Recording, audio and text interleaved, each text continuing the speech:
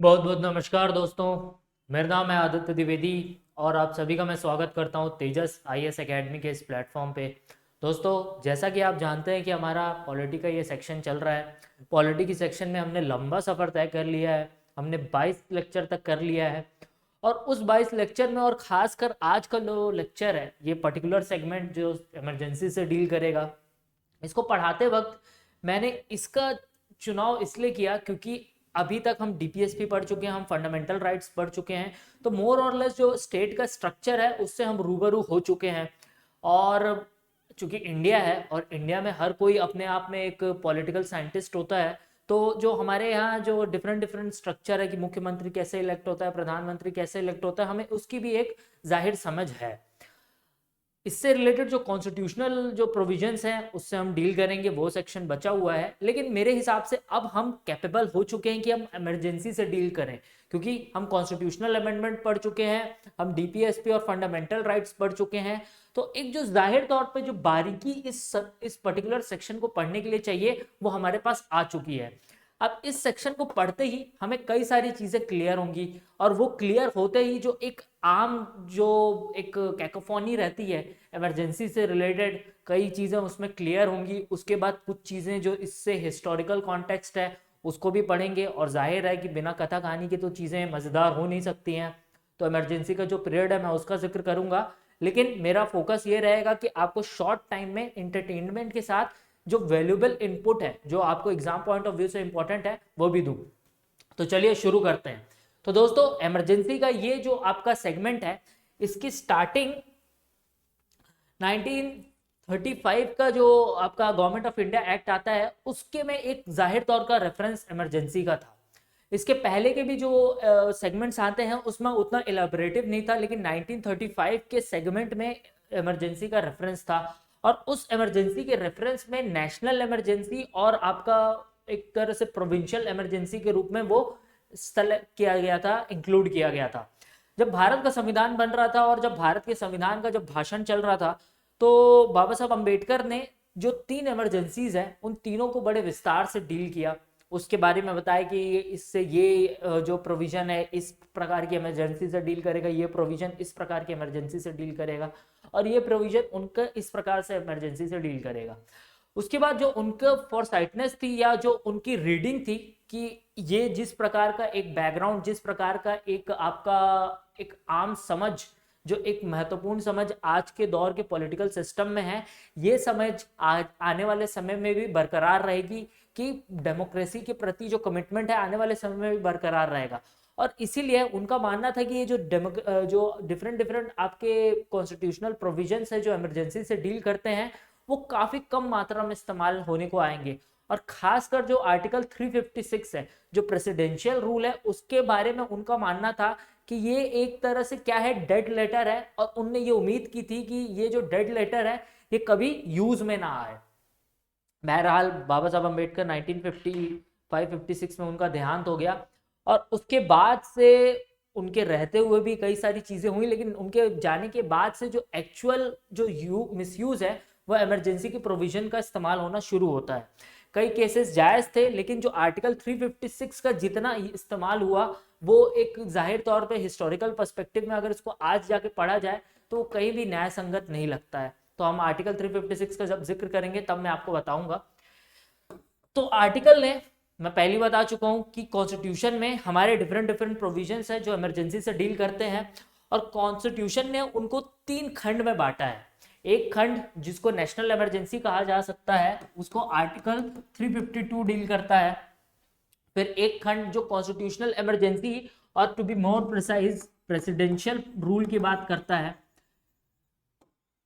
इस presidential rule में क्या चीजें तब्दीलियां आती हैं, क्या इसका फॉर्मेट रहता है, मैं उससे डील करूंगा। ये आर्टिकल 356 के तहत आता है, और जो इसके साथ जो एडिशनल आर्टिकल सपोर्टिंग रूल में आते हैं हम उसका भी जिक्र करेंगे।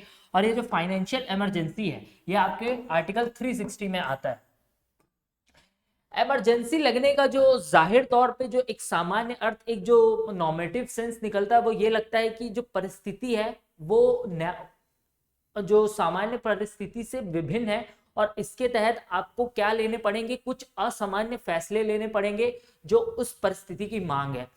ठीक उसी तरीके से जब इसको आपके गवर्नेंस के पॉइंट ऑफ व्यू से सेट किया जाता है तो यहाँ पे भी जो स्ट्रक्चर में चेंज आएगा, आपके गवर्नमेंट के फंक्शनिंग में चेंज आएगा, जो एक आपका सेंटर स्टेट का रिलेशन के फंक्शन में जो चेंज आएगा वो यहाँ तौर पे भी देखा जाएगा कि उसकी जो नॉर्मल फंक्शनिंग है वो चेंज हो जाएगी और एक डिफरेंट टाइप का आपको फंक्शनिंग नजर आएगी।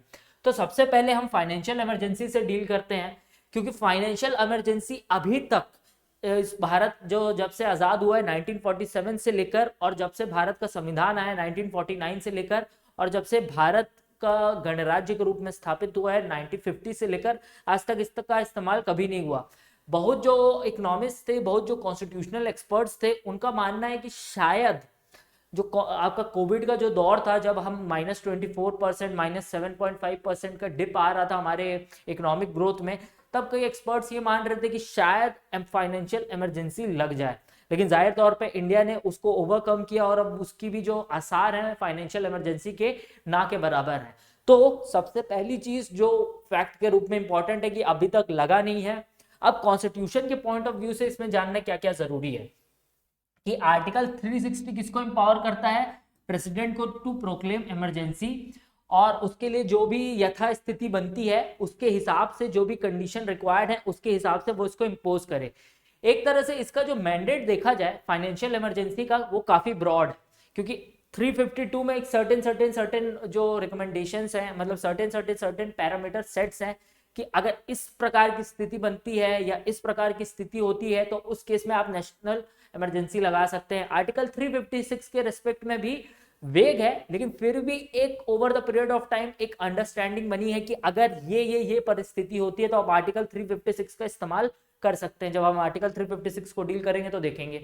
लेकिन आर्टिकल 360 में वो जो सुटेबल कंडीशन की बात करता है उसके बारे में आज तक किसी को सही तरीके से आभास नहीं हो पाया। इसके पीछे की वजह यह है कि आर्टिकल 360 एक आइसोलेटेड आर्टिकल है जिसका आगे और पीछे से आज तक कोई रेफरेंस नहीं निकाला जा सका, क्योंकि आज तक उससे रिलेटेड कोई एक्टिविटी नहीं हुई है। अब इसको एग्जाम से कैसे रिलेट करें, एग्जाम से ऐसे रिलेट करें कि अगर बाई चांस फाइनेंशियल इमरजेंसी के बारे में बोल दिया कि in the constitution certain procedures या certain condition has been mentioned to impose financial emergency, कि ये सर्टेन मतलब ये निम्नलिखित जो आधार है वो हमारे भारत के संविधान में मेंशन है फाइनेंशियल इमरजेंसी लगाने के लिए, तो उस केस में आपको ये जो मेरा बयान था ये याद आ जाएगा।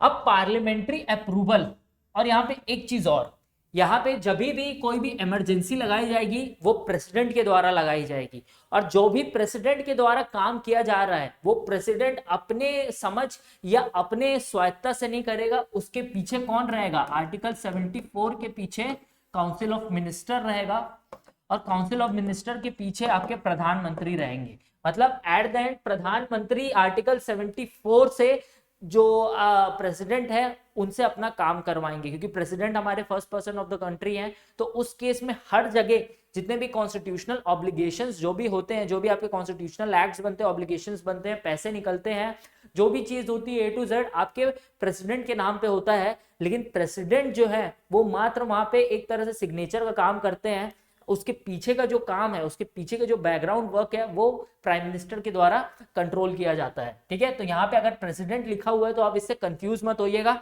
लेकिन एग्जाम में अगर कॉन्स्टिट्यूशन के रेस्पेक्ट में कुछ भी पूछा, जब भी चीज कॉन्स्टिट्यूशन के रेस्पेक्ट में पूछेगी तो कॉन्स्टिट्यूशन के रेस्पेक्ट का मतलब है जो चीज कॉन्स्टिट्यूशन में मेंशन है आंसर उसके हिसाब से होगा, आंसर उसके हिसाब से होगा। आपका इंटरप्रिटेशन वहां काम नहीं करेगा, जितना आपको चाहे ये पूरा प्रोसीजर पता हो तो भी। तो ये मेरा आपके लिए एक डिस्क्लेमर था। अब फाइनेंशियल इमरजेंसी जो है उसको लगाने का अधिकार, जो आपकी नेशनल इमरजेंसी है उसको लगाने का अधिकार, और जो प्रेसिडेंशियल इमरजेंसी है उसको लगाने का अधिकार आपके कहां पे एग्जिस्ट करता है, पार्लियामेंट के पास एग्जिस्ट करता है। तो एक तरह से जब मैं आपको सेंटर स्टेट रिलेशन कराऊंगा, जो मेरा आखिरी सेगमेंट रहेगा, तो उसके पहले मैं आपको काफी सारी चीजें बता चुका हूं कि कैसे हमारा फेडरलिज्म का स्ट्रक्चर अलग है, क्यों हमारा फेडरलिज्म का स्ट्रक्चर अलग है, और इस फेडरलिज्म के स्ट्रक्चर में ये किसकी तरफ ज्यादा टिल्टेड है, ये मेरे ख्याल से आपको over the period of time समझ आ गया होगा। तो ये जो पार्लियामेंट का मतलब है कि ये फिर से आपको किस तरफ खींच के ले जाएगा, ये यूनिटरी फॉर्मेट की तरफ खींच के ले जाएगा। और एक चीज गौर देने वाली चीज है कि जैसे आपकी इमरजेंसी लग जाएगी तो ये जो यूनिटरी फॉर्म ऑफ फेडरलिज्म है ये एब्सोल्यूट हो जाएगा, ये एब्सोल्यूट हो जाएगा। ठीक, समझ के आधार पे मैंने इसको बताया। तो पार्लियामेंट इसको अप्रूव करेगा, उसकी कंडीशन है सबसे पहले पार्लियामेंट के पास ये जाएगा और ये दोनों हाउसों से पारित होगा, क्योंकि हमारे जो पार्लियामेंट है उसके 3 सेगमेंट है, अपर हाउस, लोअर हाउस और प्रेसिडेंट। तो जब तक दोनों हाउस उसको साइन नहीं करते, जो प्रेसिडेंट है उसको साइन नहीं करेंगे, मतलब जब तक जो दोनों हाउस है उसको पास नहीं करेंगे तब तक जो प्रेसिडेंट है उसको साइन नहीं करेंगे। यहाँ पे आपके लिए जो 2 मत का जो ये प्रावधान है इसको याद रखना जरूरी है। आपके लिए ये जो 2 मंथ का प्रावधान है उसको याद रखना जरूरी है। और एक और चीज आप याद रखिएगा, इमरजेंसी, फाइनेंशियल इमरजेंसी के केस में ये डाउटफुल है कि उसके के लिए स्पेशल मेजोरिटी की जरूरत है कि उसके लिए सिंपल मेजोरिटी की जरूरत है। ये अभी तक किसी के दिमाग में स्पष्ट नहीं हो पाया है। लेकिन जो आपकी फाइनेंशियल, जो आपका नेशनल इमरजेंसी है उसमें आपकी स्पेशल मेजोरिटी की जरूरत है, लेकिन जो आपका प्रेसिडेंट रूल है उसके लिए सिंपल मेजोरिटी की जरूरत है। लेकिन चूंकि फाइनेंशियल इमरजेंसी आज तक लागू नहीं हो पाया तो इसमें एक बड़ा डिस्प्यूट है कि इसमें स्पेशल मेजोरिटी लगेगी कि इसमें फाइनल जो सिंपल मेजोरिटी है वो लगेगी, कि इसमें जो आपका special majority plus half of the states को जो रेक्टिफाई कराने का जो तरीका है वो लगेगा। और इसके बारे में अगर आपको अभी भी कंफ्यूजन है तो आप जाके मेरा अमेंडमेंट वाला एक बार वीडियो देख लीजिए, वहां से आपको क्लियर हो जाएगी चीजें। आगे बढ़ते हैं। तो ये 2 महीने कहता ये है कि अगर आपको फाइनेंशियल इमरजेंसी लानी है तो उस केस में, फाइनेंशियल इमरजेंसी लाने के केस में 2 महीने के भीतर, मान लीजिए आज ना आपका राज्यसभा सेशन में है ना लोकसभा सेशन में है, दोनों आउट ऑफ सेशन है, आपके 29 जनवरी से दोनों सेशन में आएंगे। अगर आज इमरजेंसी लगती है तो आज के डेट से 2 महीने की डेट, इस डेट तक आपकी फाइनेंशियल इमरजेंसी क्या करेगी, एग्जिस्ट करेगी। लेकिन उस बीच आपका क्या करना है, उस बीच आपको जो उसके बाद का जो पीरियड है, अगर उसके बाद भी उसको कंटिन्यू रखना है, उसके लिए आपको दोनों हाउसेस से पारित कराना होगा। उसके बाद अगर आप दोनों हाउसेस से पारित नहीं कराते हैं, उस केस में वो वहां पे क्या हो जाएगी, डिसॉल्व हो जाएगी, वो इमरजेंसी खत्म हो जाएगी, सीज टू बी एग्जिस्टेड हो जाएगी। ठीक है।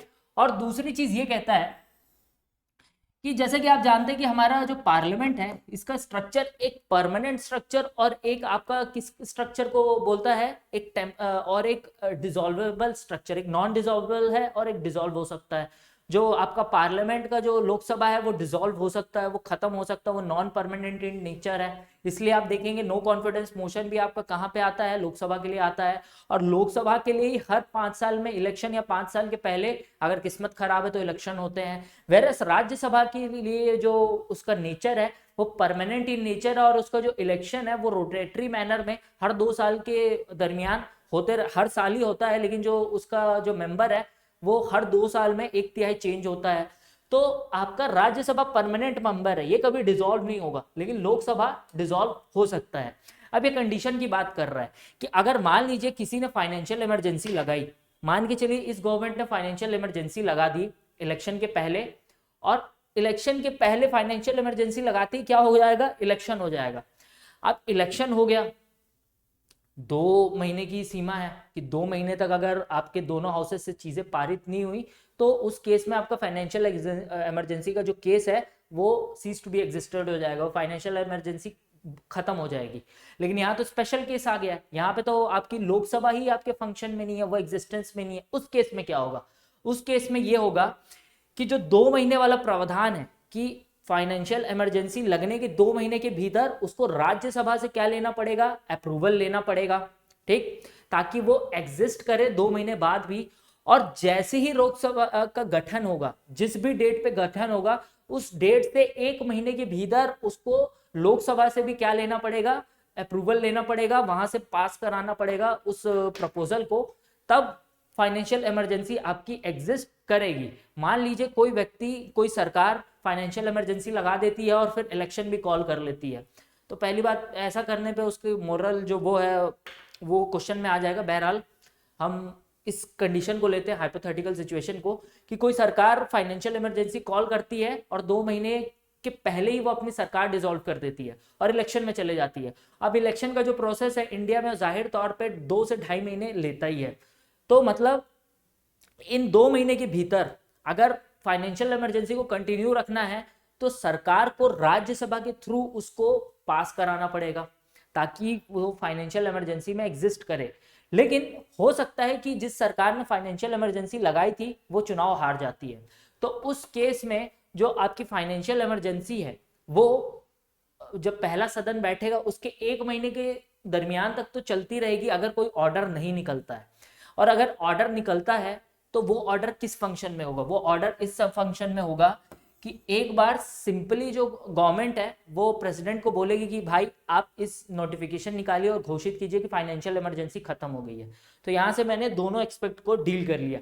पहला एस्पेक्ट वो कि अगर इमरजेंसी लगती है तो वो कितने दिन एग्जिस्ट करेगी, उसके बाद एग्जिस्ट करने के लिए उसको लोकसभा और राज्यसभा से विद इन कितने टाइम फ्रेम में उसको पारित करवाना है, ये 2 चीज। इसके बाद तीसरी चीज ये कि अगर मान लीजिए लोकसभा गठन में नहीं है और सिर्फ राज्यसभा फंक्शन कर रही है तो उस केस में राज्यसभा से पारित करवाना और लोकसभा से कितने टाइम में पारित करवाना, ये। और यहाँ पे जो तीसरी चीज कि अगर मान लीजिए उसको फर्दर कंटिन्यू नहीं करना है तो उसको रिमूव कैसे करना है, ये 3 चीज। उम्मीद कर रहा हूं कि आपको ये क्लियर हुआ होगा। इसको और सिंपल वे में मैं बता दूं क्योंकि इससे रिलेटेड बहुत कंफ्यूजन रहता है, क्योंकि यहाँ पे 2 महीने का जिक्र है, यहाँ पे 1 महीने का जिक्र है, यहाँ पे फिर मैं कुछ और बता दे रहा हूं, तो काफी कंफ्यूजन होता है।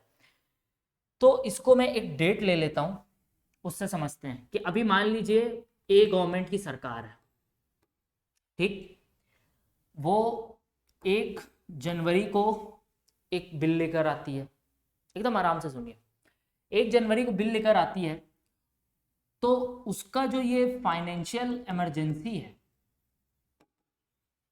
वो कायदे से 1 मार्च 3 तक एग्जिस्ट करेगा, 2 महीने तक एग्जिस्ट करेगा विदाउट एनी इंटरवेंशन और without any requirement to pass the resolution और जो proposal in Lok Sabha and Rajya Sabha. लेकिन इसके बाद अगर इसको कंटिन्यू रखना है, 1 मार्च के बाद इसको कंटिन्यू रखना है, तब इसको लोकसभा और राज्यसभा दोनों से पास करवाना पड़ेगा, ठीक। कंडीशन 1, दोनों से पास करवाना पड़ेगा, कंडीशन 1। अब दूसरे कंडीशन में आते हैं, ये सेम कंडीशन है, सेम कंडीशन है। 1 तारीख को सरकार ने, फलाने सरकार ने फाइनेंशियल इमरजेंसी लगा दी, तो उसकी फाइनेंशियल इमरजेंसी वो कंटिन्यू रख रहा है मार्च तक, वो जो उसका नॉर्मल पीरियड है वो 2 महीने तक जिंदा रहेगा ही रहेगा। लेकिन अब होता यह है कि लोकसभा जो है उसको गोला मार रहा हूं, मतलब वो इलेक्शन में जा चुका है या वो डिसॉल्व हो चुका है, और जो आपकी राज्यसभा है वो तो डिसॉल्व हो नहीं सकती साहब, उसका डिसॉल्व होने का कोई चांस नहीं, क्योंकि वो नॉन परमानेंट आपका हाउस ऑफ द पार्लियामेंट है एज पर आर्टिकल 80। तो ये डिसॉल्व हो गया है, तो उस केस में अगर इसको फर्दर कंटिन्यू करना है तो उसको राज्यसभा से प्रपोजल पास कराना पड़ेगा। लेकिन that is not the end stage, ये एंड स्टेज था, मतलब ये फर्स्ट स्टेज था, ये सेकेंड स्टेज था, चल रही है गाड़ी सब चंगा सी। लेकिन अब अगर इस स्टेज पे आते हैं तो इस स्टेज में इसमें एक और एक्स्ट्रा स्टेज आ जाएगा, और वो स्टेज क्या है कि जैसे ही लोकसभा आती है, लोकसभा मान लीजिए इलेक्शन खत्म होते हैं 5 तारीख, 1 तारीख के 5वें महीने में, 1 मई को इलेक्शन खत्म होता है। 1 मई से आपका नया जो पार्लियामेंट हाउस है, जो नया सेशन है वो स्टार्ट होता है। तो अब ये जो प्रपोजल है इसको 1/6 तक पास कराने की जरूरत है। तो देखिए यहां से कैसे एक्सटेंड हुआ, 1 तारीख से शुरू होके ये 6 जो माह है वहां तक गया, 1 जनवरी से शुरू होकर 1 जून तक ये खिंच गया है। लेकिन अगर इसके आगे इसको कंटिन्यू रखना है, 1 जून के आगे इसको कंटिन्यू रखना है, उस केस में उसको लोकसभा से भी पास कराना पड़ेगा, और राज्यसभा से जो पास कराया है तभी तो वो 1 जून तक गया है। उम्मीद करता हूं कि आपको ये क्लियर हुआ होगा। अब यहां पे तीसरा कंडीशन लीजिए कि मान लीजिए ए पार्टी जो है 1 तारीख को फाइनेंशियल इमरजेंसी लगाती है, उसके पास जाहिर तौर पे जो विंडो है 1 मार्च तक का है, लेकिन उसके पहले वो सोचती है यार कि नहीं, इससे बड़ी थू हो रही है, या फिर जो हमारी रिक्वायरमेंट, जो हमारी कंडीशन थी वो certainly moving to the positive note, तो वो सोचेगी कि एक काम करते हैं 1 फरवरी को फाइनेंशियल इमरजेंसी खत्म कर देते हैं। तो उस केस में क्या होगा, सिंपल नोटिफिकेशन के थ्रू ये रिवोक हो जाएगा। ठीक है, सिंपल नोटिफिकेशन के थ्रू ये रिवोक हो जाएगा। तो ये एक पेचीदा मामला था यहां पे।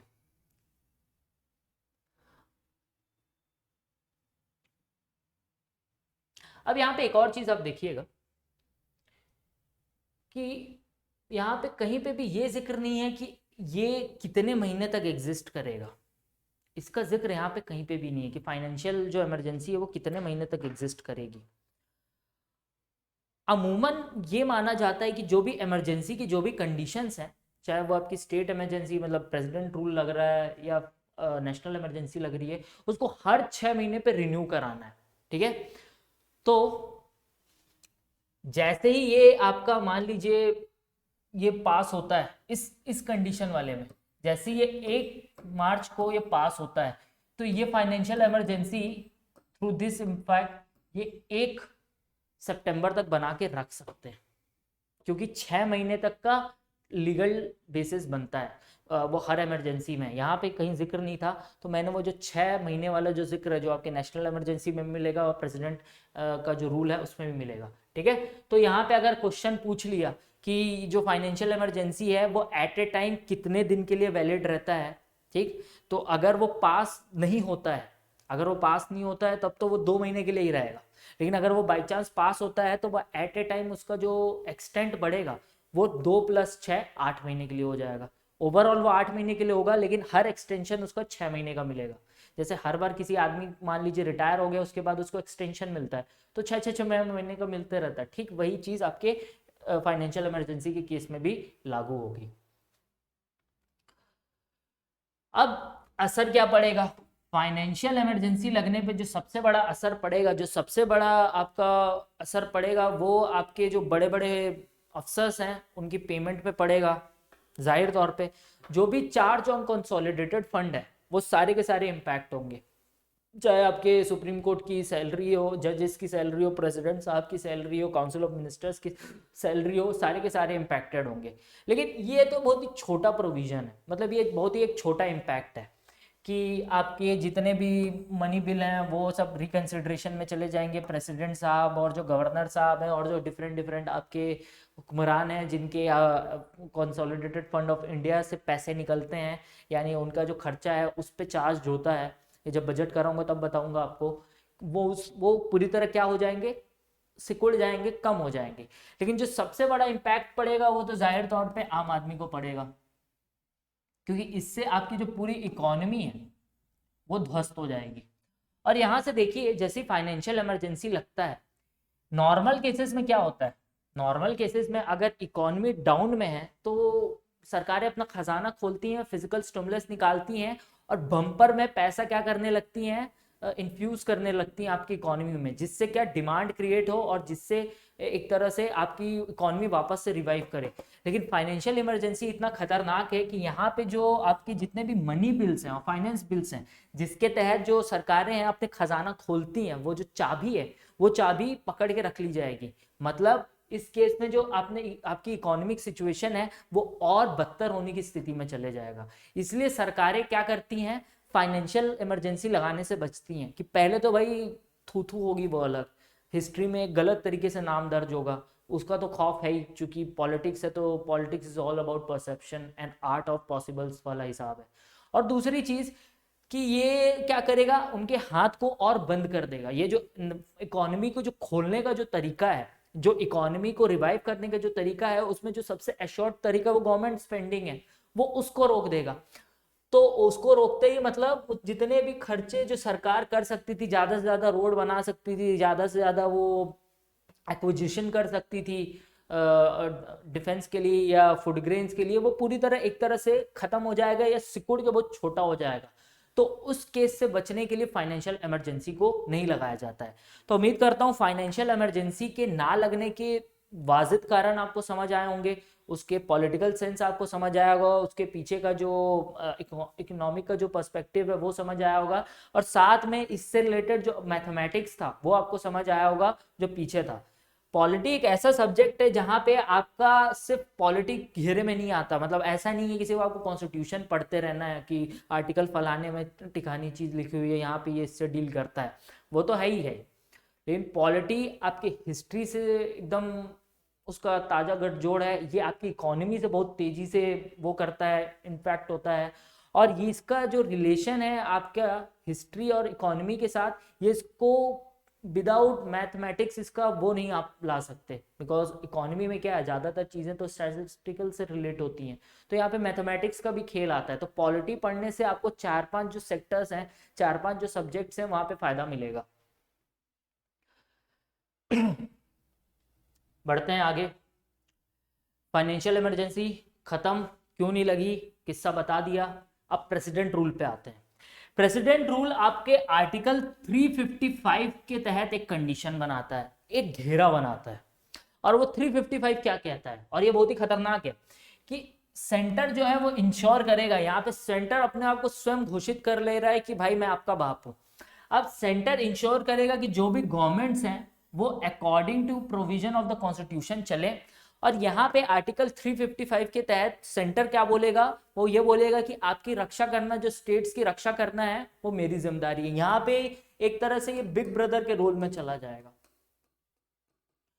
वैसे अगर इसको कॉन्स्टिट्यूशन में डालने का तात्पर्य देखें तो वो जाहिर तौर पे काफी नेसेसरी था, क्योंकि स्टेट्स आपके कम्युनिकेशन कंट्रोल कर रहे हैं, मतलब स्टेट्स से मेरा तात्पर्य है जो आपका यूनियन है वो आपका कम्युनिकेशन कंट्रोल कर रहा है, वो आपका डिफेंस कंट्रोल कर रहा है। तो ये जो दो मेजर चीजें हैं जो किसी भी नेशनल सिक्योरिटी के लिए इंपॉर्टेंट है या किसी के स्टेट सिक्योरिटी के लिए इंपॉर्टेंट है, वो तो आपके सेंटर के पास है, वो आपके यूनियन के पास है। तो उस केस में उस पर जाहिर तौर पे ये क्या करता है, एक मोरल ऑब्लिगेशन या एक कॉन्स्टिट्यूशनल ऑब्लिगेशन बनता है कि वो स्टेट्स की रक्षा करे।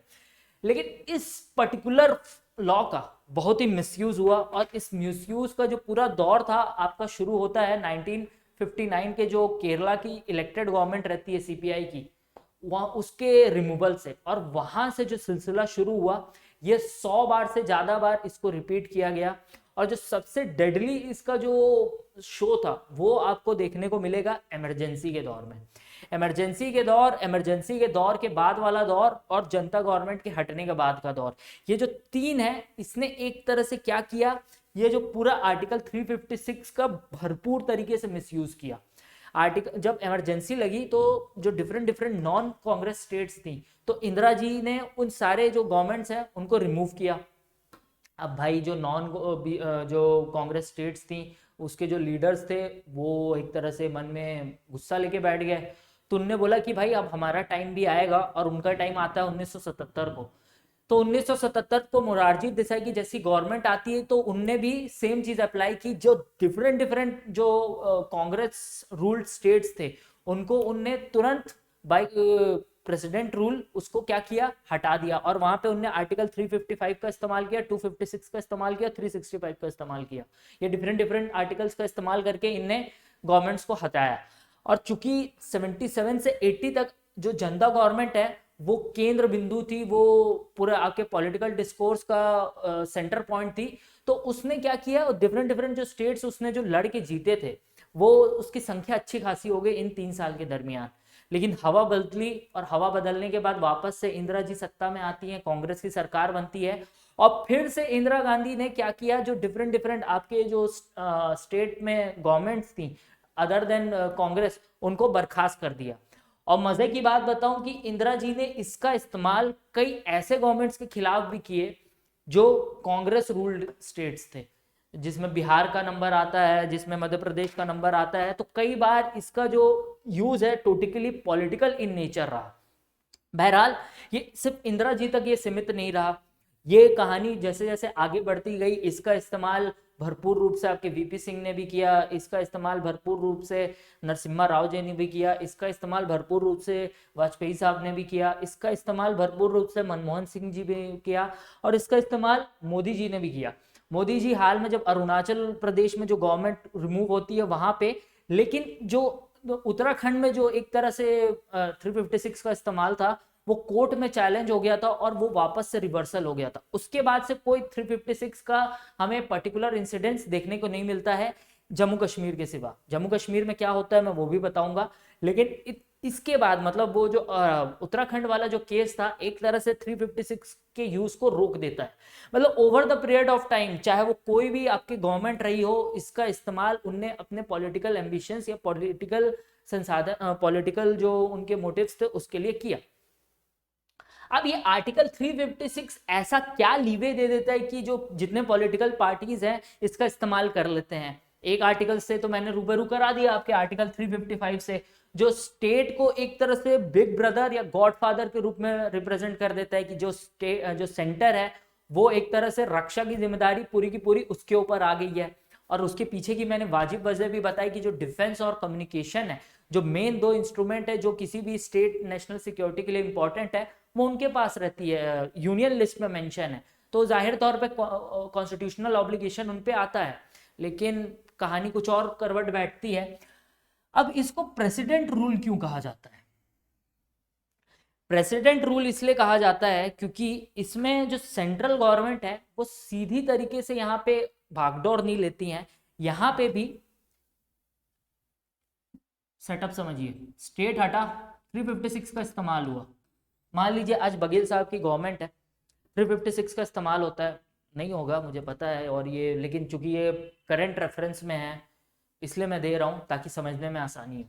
मान लीजिए अभी इनकी सरकार पे 356 का इस्तेमाल होता है, तो इस केस में जो अब कर्ता धर्ता है, जो अभी बघेल साहब जो सीएम है उनके कर्ता धर्ता की जगह अब जो कारभार जो संभालेगा वो गवर्नर संभालेगा।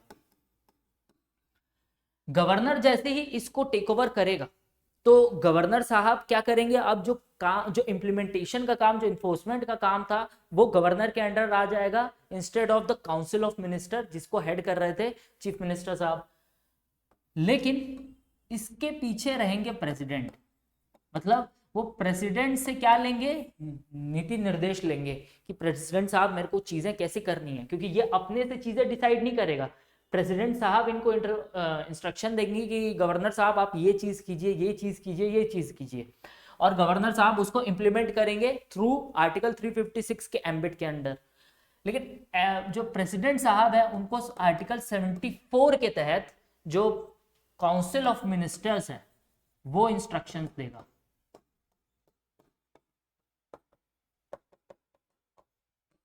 ठीक, 74 के तहत काउंसिल ऑफ जो मिनिस्टर है वो इंस्ट्रक्शंस देगा, और वो बेसिकली पार्लियामेंट से वो चीजें पास करवाएगा, पार्लियामेंट से वो सारी चीजें पास कराएगा, चाहे उसके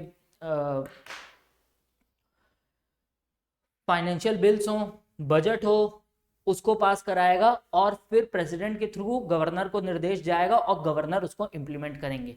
तो ये पूरा सिस्टम आपके आर्टिकल 356 के आने की वजह से होता है। अब यहाँ पे एक और चीज समझना जरूरी है, वो चीज मैंने आपको बताया था कि आर्टिकल 356 भी अगर लागू होगा तो उसके लागू होने का भी एक पैतरा है, उसके लागू होने के भी कुछ सर्टेन प्रोविजंस हैं जो आपका आर्टिकल 356 मांग करता है। मान लीजिए छत्तीसगढ़ में इमरजेंसी प्रेसिडेंट रूल लगता है, आर्टिकल 356 लगता है, आने वाला दिनांक 1 फरवरी से ये लगता है, तो उस केस में 1 फरवरी से लेकर आने वाले 1 अप्रैल तक ये जो प्रेसिडेंट रूल है अकॉर्डिंग टू लॉ लीगल रहेगा, अनटिल और अनलेस इसमें ये कोर्ट में जाके पलट ना दिया जाए। मैं कोर्ट वाले अभी कंडीशन को ले ही नहीं रहा हूँ क्योंकि कोर्ट में जाके कोई भी चीज़ इधर से उधर हो सकती है, तो कोर्ट के जो वो है इंटरफेरेंस या इन्फ्लुएंस है उसको मैं कैंसिल आउट कर दे रहा हूँ। मैं फाइनेंशियल इमरजेंसी के केस में भी किया था और इस इमरजेंसी के केस में भी कर रहा हूँ, क्योंकि कोर्ट तो किसी भी करवट बैठ सकता है, वो बोल सकता है कि भाई ये इलीगल है, तब तो किस्सा ही खत्म, तब तो मैथमेटिक्स की जरूरत नहीं है, अगर वो लीगल बोलता है, और हम ऐसा एज्यूम कर रहे हैं कि कोर्ट लीगल बोलेगा, उस कंडीशन की बात है। तो 1 फरवरी से 1 अप्रैल तक ये जो आपकी स्टेट 356 में जो इमरजेंसी लगी है और प्रेसिडेंट रूल लगा है वो वैलिड है। लेकिन अब यहां से कंटिन्यू करने के लिए उसको वापस से लोकसभा और राज्यसभा से इसको सिंपल मेजोरिटी से क्या करवाना पड़ेगा, पास करवाना पड़ेगा। और जब तक ये सिंपल मेजोरिटी से पास नहीं होगा ये एग्जिस्टेंस में नहीं रहेगा, सीज टू बी एग्जिस्ट हो जाएगा। जैसे ही ये सिंपल मेजोरिटी से पास होगा ये आने वाले कितने दिन तक लीगल रहेगा, ये अक्टूबर 1 तक लीगल हो जाएगा। ठीक है, फिर से अमेंडमेंट, फिर से बिल आएगा, फिर से ये आपका 1 तारीख 4 तक लीगल हो जाएगा। फिर अगर ये आता है 4/2022, फिर ये आता है 1/10/2022, इस तरीके से ये चलता जाएगा। लेकिन ये कब तक जाएगा, ये अनगिनत समय तक नहीं जा सकता, ये आपके 2 साल के पीरियड तक जा सकता है, और 2 इयर्स ये जा सकता है। ठीक, मतलब 6-6 महीने का एक्सटेंशन ले जाके 1-2 तारीख को, मतलब 1 फरवरी 2021 को जो आपका प्रेसिडेंट रूल लगा है वो मैक्सिमम कब तक जा सकता है, 2 साल तक जा सकता है। मतलब 1 फरवरी 2023 तक ये जा सकता है ये केस, इससे आगे नहीं जा सकता। और इस बीच जो आपका इलेक्शन कमीशन है, इस दरमियान उसको फैसला लेना पड़ेगा कि उसको इलेक्शन कब करवाना है, इन 2 साल के भीतर उसको फैसला लेना पड़ेगा। और ये जो 6-6 महीने का जो एक्सटेंशन है वो सेम प्रकार से हो रहा है जैसा आपका फाइनेंशियल इमरजेंसी में हो रहा था। अब इस केस में अगर आपका क्या नहीं है, लोकसभा नहीं है सेशन में, मान लीजिए कोई स्टेट गवर्नमेंट है, उसने क्या किया, दूसरा गवर्नमेंट है उसको प्रेसिडेंट रूल लगा के निकल गई और अपना भी डिसोल्यूशन कर दिया, तो उस केस में क्या होगा कि आपके स्टेट जो गवर्नमेंट है वहां पे भी कोई सरकार नहीं है, और ये जो आपकी जो सेंट्रल गवर्नमेंट है वहां पे भी कोई सरकार नहीं है। और इस केस में होगा ये कि ना लोकसभा फंक्शन में है, तो 2 महीने तक अगर उनकी राज्यसभा में बहुमत है तो वो उसको एक्सटेंड करवाते रहेंगे 6-6 महीने तक। या फिर इसके पीछे का एक कंडीशन ये हो सकता है कि वो इलेक्शन कमीशन इस पर्टिकुलर कंडीशन को मान जाए कि हाँ वहां पे स्थिति है, तो उस कंडीशन में वहां पे इलेक्शन हो सकता है। लेकिन वो इलेक्शन कमीशन के ऊपर है, तो उसको अपन आउट करते हैं। अगर लोकसभा हाउस में नहीं है तो फिर से बैक जाइएगा, जो मैंने आपको फाइनेंशियल इमरजेंसी के केस में समझाया था कि उस 2 महीने के बाद का जो स्पेस है उसको कंटिन्यू रखने के लिए राज्यसभा को पास करना पड़ेगा। और जैसे ही लोकसभा वापस से गठन में आती है, जैसे ही लोकसभा वापस से रिकॉन्स्टिट्यूट होती है, उसमें 1 महीना, उसके रिकॉन्स्टिट्यूशन से 1 महीने के भीतर उसको पास कराना पड़ेगा, तभी ये 6 महीने तक लीगली वैलिड रह पाएगा। ठीक है, इसके बाद इससे मोटा मोटी मैंने सारे एक्सपेक्ट को बता दिया कि कैसे ये कितने मैक्सिमम कितना ड्यूरेशन तक जा सकता है। तो जाहिर तौर पे ये आपके 2 साल तक जा सकता है। ये एक एट अ टाइम कितने बार एक्सटेंड हो सकता है, तो ये 6-6 महीने के दरमियान में एक्सटेंड हो सकता है। फिर वो 2 महीने वाला केस कि 2 महीने के भीतर लगाओ, फिर 1 महीने वाला केस, ये दोनों क्लियर है आपको। अब इसको हटाते हैं और बढ़ते हैं इस सेगमेंट के इस आर्टिकल में, जो आर्टिकल 365 का जिक्र करता है। अब ये आर्टिकल 365 और आर्टिकल 256, ये जो 2 कंडीशंस हैं जो आपकी जनता गवर्नमेंट ने आके जिसका इस्तेमाल किया और जो आपकी बाद में इंदिरा जी ने जिसका इस्तेमाल किया, इसमें ये 2 आर्टिकल काफी कॉमन रहे हैं। और एक तरह से आप इसका लैंग्वेज पढ़िए, whenever a state fails to comply with और give a effect any direction from the centre. इस केस में अगर मान लीजिए कोई लॉ है, कोई डायरेक्शन है, कोई प्रपोजल है, उस केस में अगर ये फेल करते हैं इम्प्लीमेंट करने में, तो उस केस में 356 लग जाएगा। लेकिन वो डिसाइड कैसे करेंगे कि वो फेल हो रहे हैं कि नहीं हो रहे हैं, तो ये जो फेल हो रहे हैं नहीं हो रहे हैं, इसमें गवर्नर साहब का बहुत बड़ा रोल आ जाएगा। गवर्नर साहब एक रिपोर्ट बनाएंगे, उस रिपोर्ट के रिकमेंडेशन पे क्या होगा, अगर वो सजेस्ट करते हैं कि yes it is a fully a condition of article 356 to be invoke, तो उस केस में वो इन्वोक होगा। तो इसमें गवर्नर साहब का रोल बहुत इंपॉर्टेंट है आर्टिकल 365 में और आर्टिकल 256 में। और आर्टिकल 355 में गवर्नर साहब का भी रोल रहेगा, लेकिन इसके अलावा भी अदर फैक्टर्स इंपॉर्टेंट रहेंगे। अगर मान लीजिए पर्टिकुलर वो जो स्टेट है, मान लीजिए जम्मू कश्मीर में अचानक से पाकिस्तान हमला बोल देता है, तो उस केस में जो सरकार है या इन्फिल्ट्रेशन कर देता है भारी मात्रा में, और उसको लगता है कि जो स्टेट गवर्नमेंट्स है वहाँ की एक्ट ठीक से नहीं कर रही हैं, तो वो इंटेलिजेंस इनपुट और साथ में गवर्नर रिपोर्ट उन दोनों को बेसिस बना के 355 के तहत 356 इम्पोज कर सकता है। तो यहाँ पे एक तरह से नेशनल सिक्योरिटी का मामला आता है।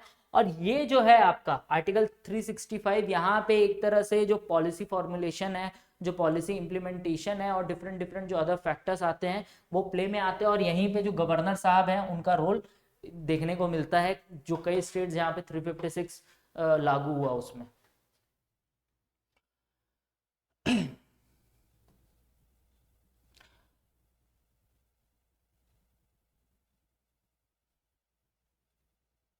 ये बकायदा वो केस वो मैं बता चुका हूँ, तो वो सारी चीज़ें यहाँ पे हैं। अब कॉन्सिक्वेंस क्या होता है? कॉन्सिक्वेंस मतलब क्या इम्पैक्ट पड़ता है किसी भी स्टेट में प्रेसिडेंट रूल लगने का। तो सबसे पहले जैसा मैंने आपको बताया कि प्रेसिडेंट साहब गवर्नर का इंस्ट्रक्ट करेंगे, तो यहाँ पे he can take the function of the state government and pros vested in the governor as an other executive authority in the state। वही प्रेसिडेंट साहब इंस्ट्रक्ट करेंगे गवर्नर साहब को कि साहब आप ये पॉलिसीज या ये जो प्रोग्राम है या ये रूल या ये लॉ बनाइए, गवर्नर साहब वो काम करेंगे, तो ये गवर्नर के पास चला जाएगा। इसके बाद जो इसकी जितनी भी शक्तियां हैं जो स्टेट लेजिस्लेचर करता है वो पार्लियामेंट में निहित हो जाएगा।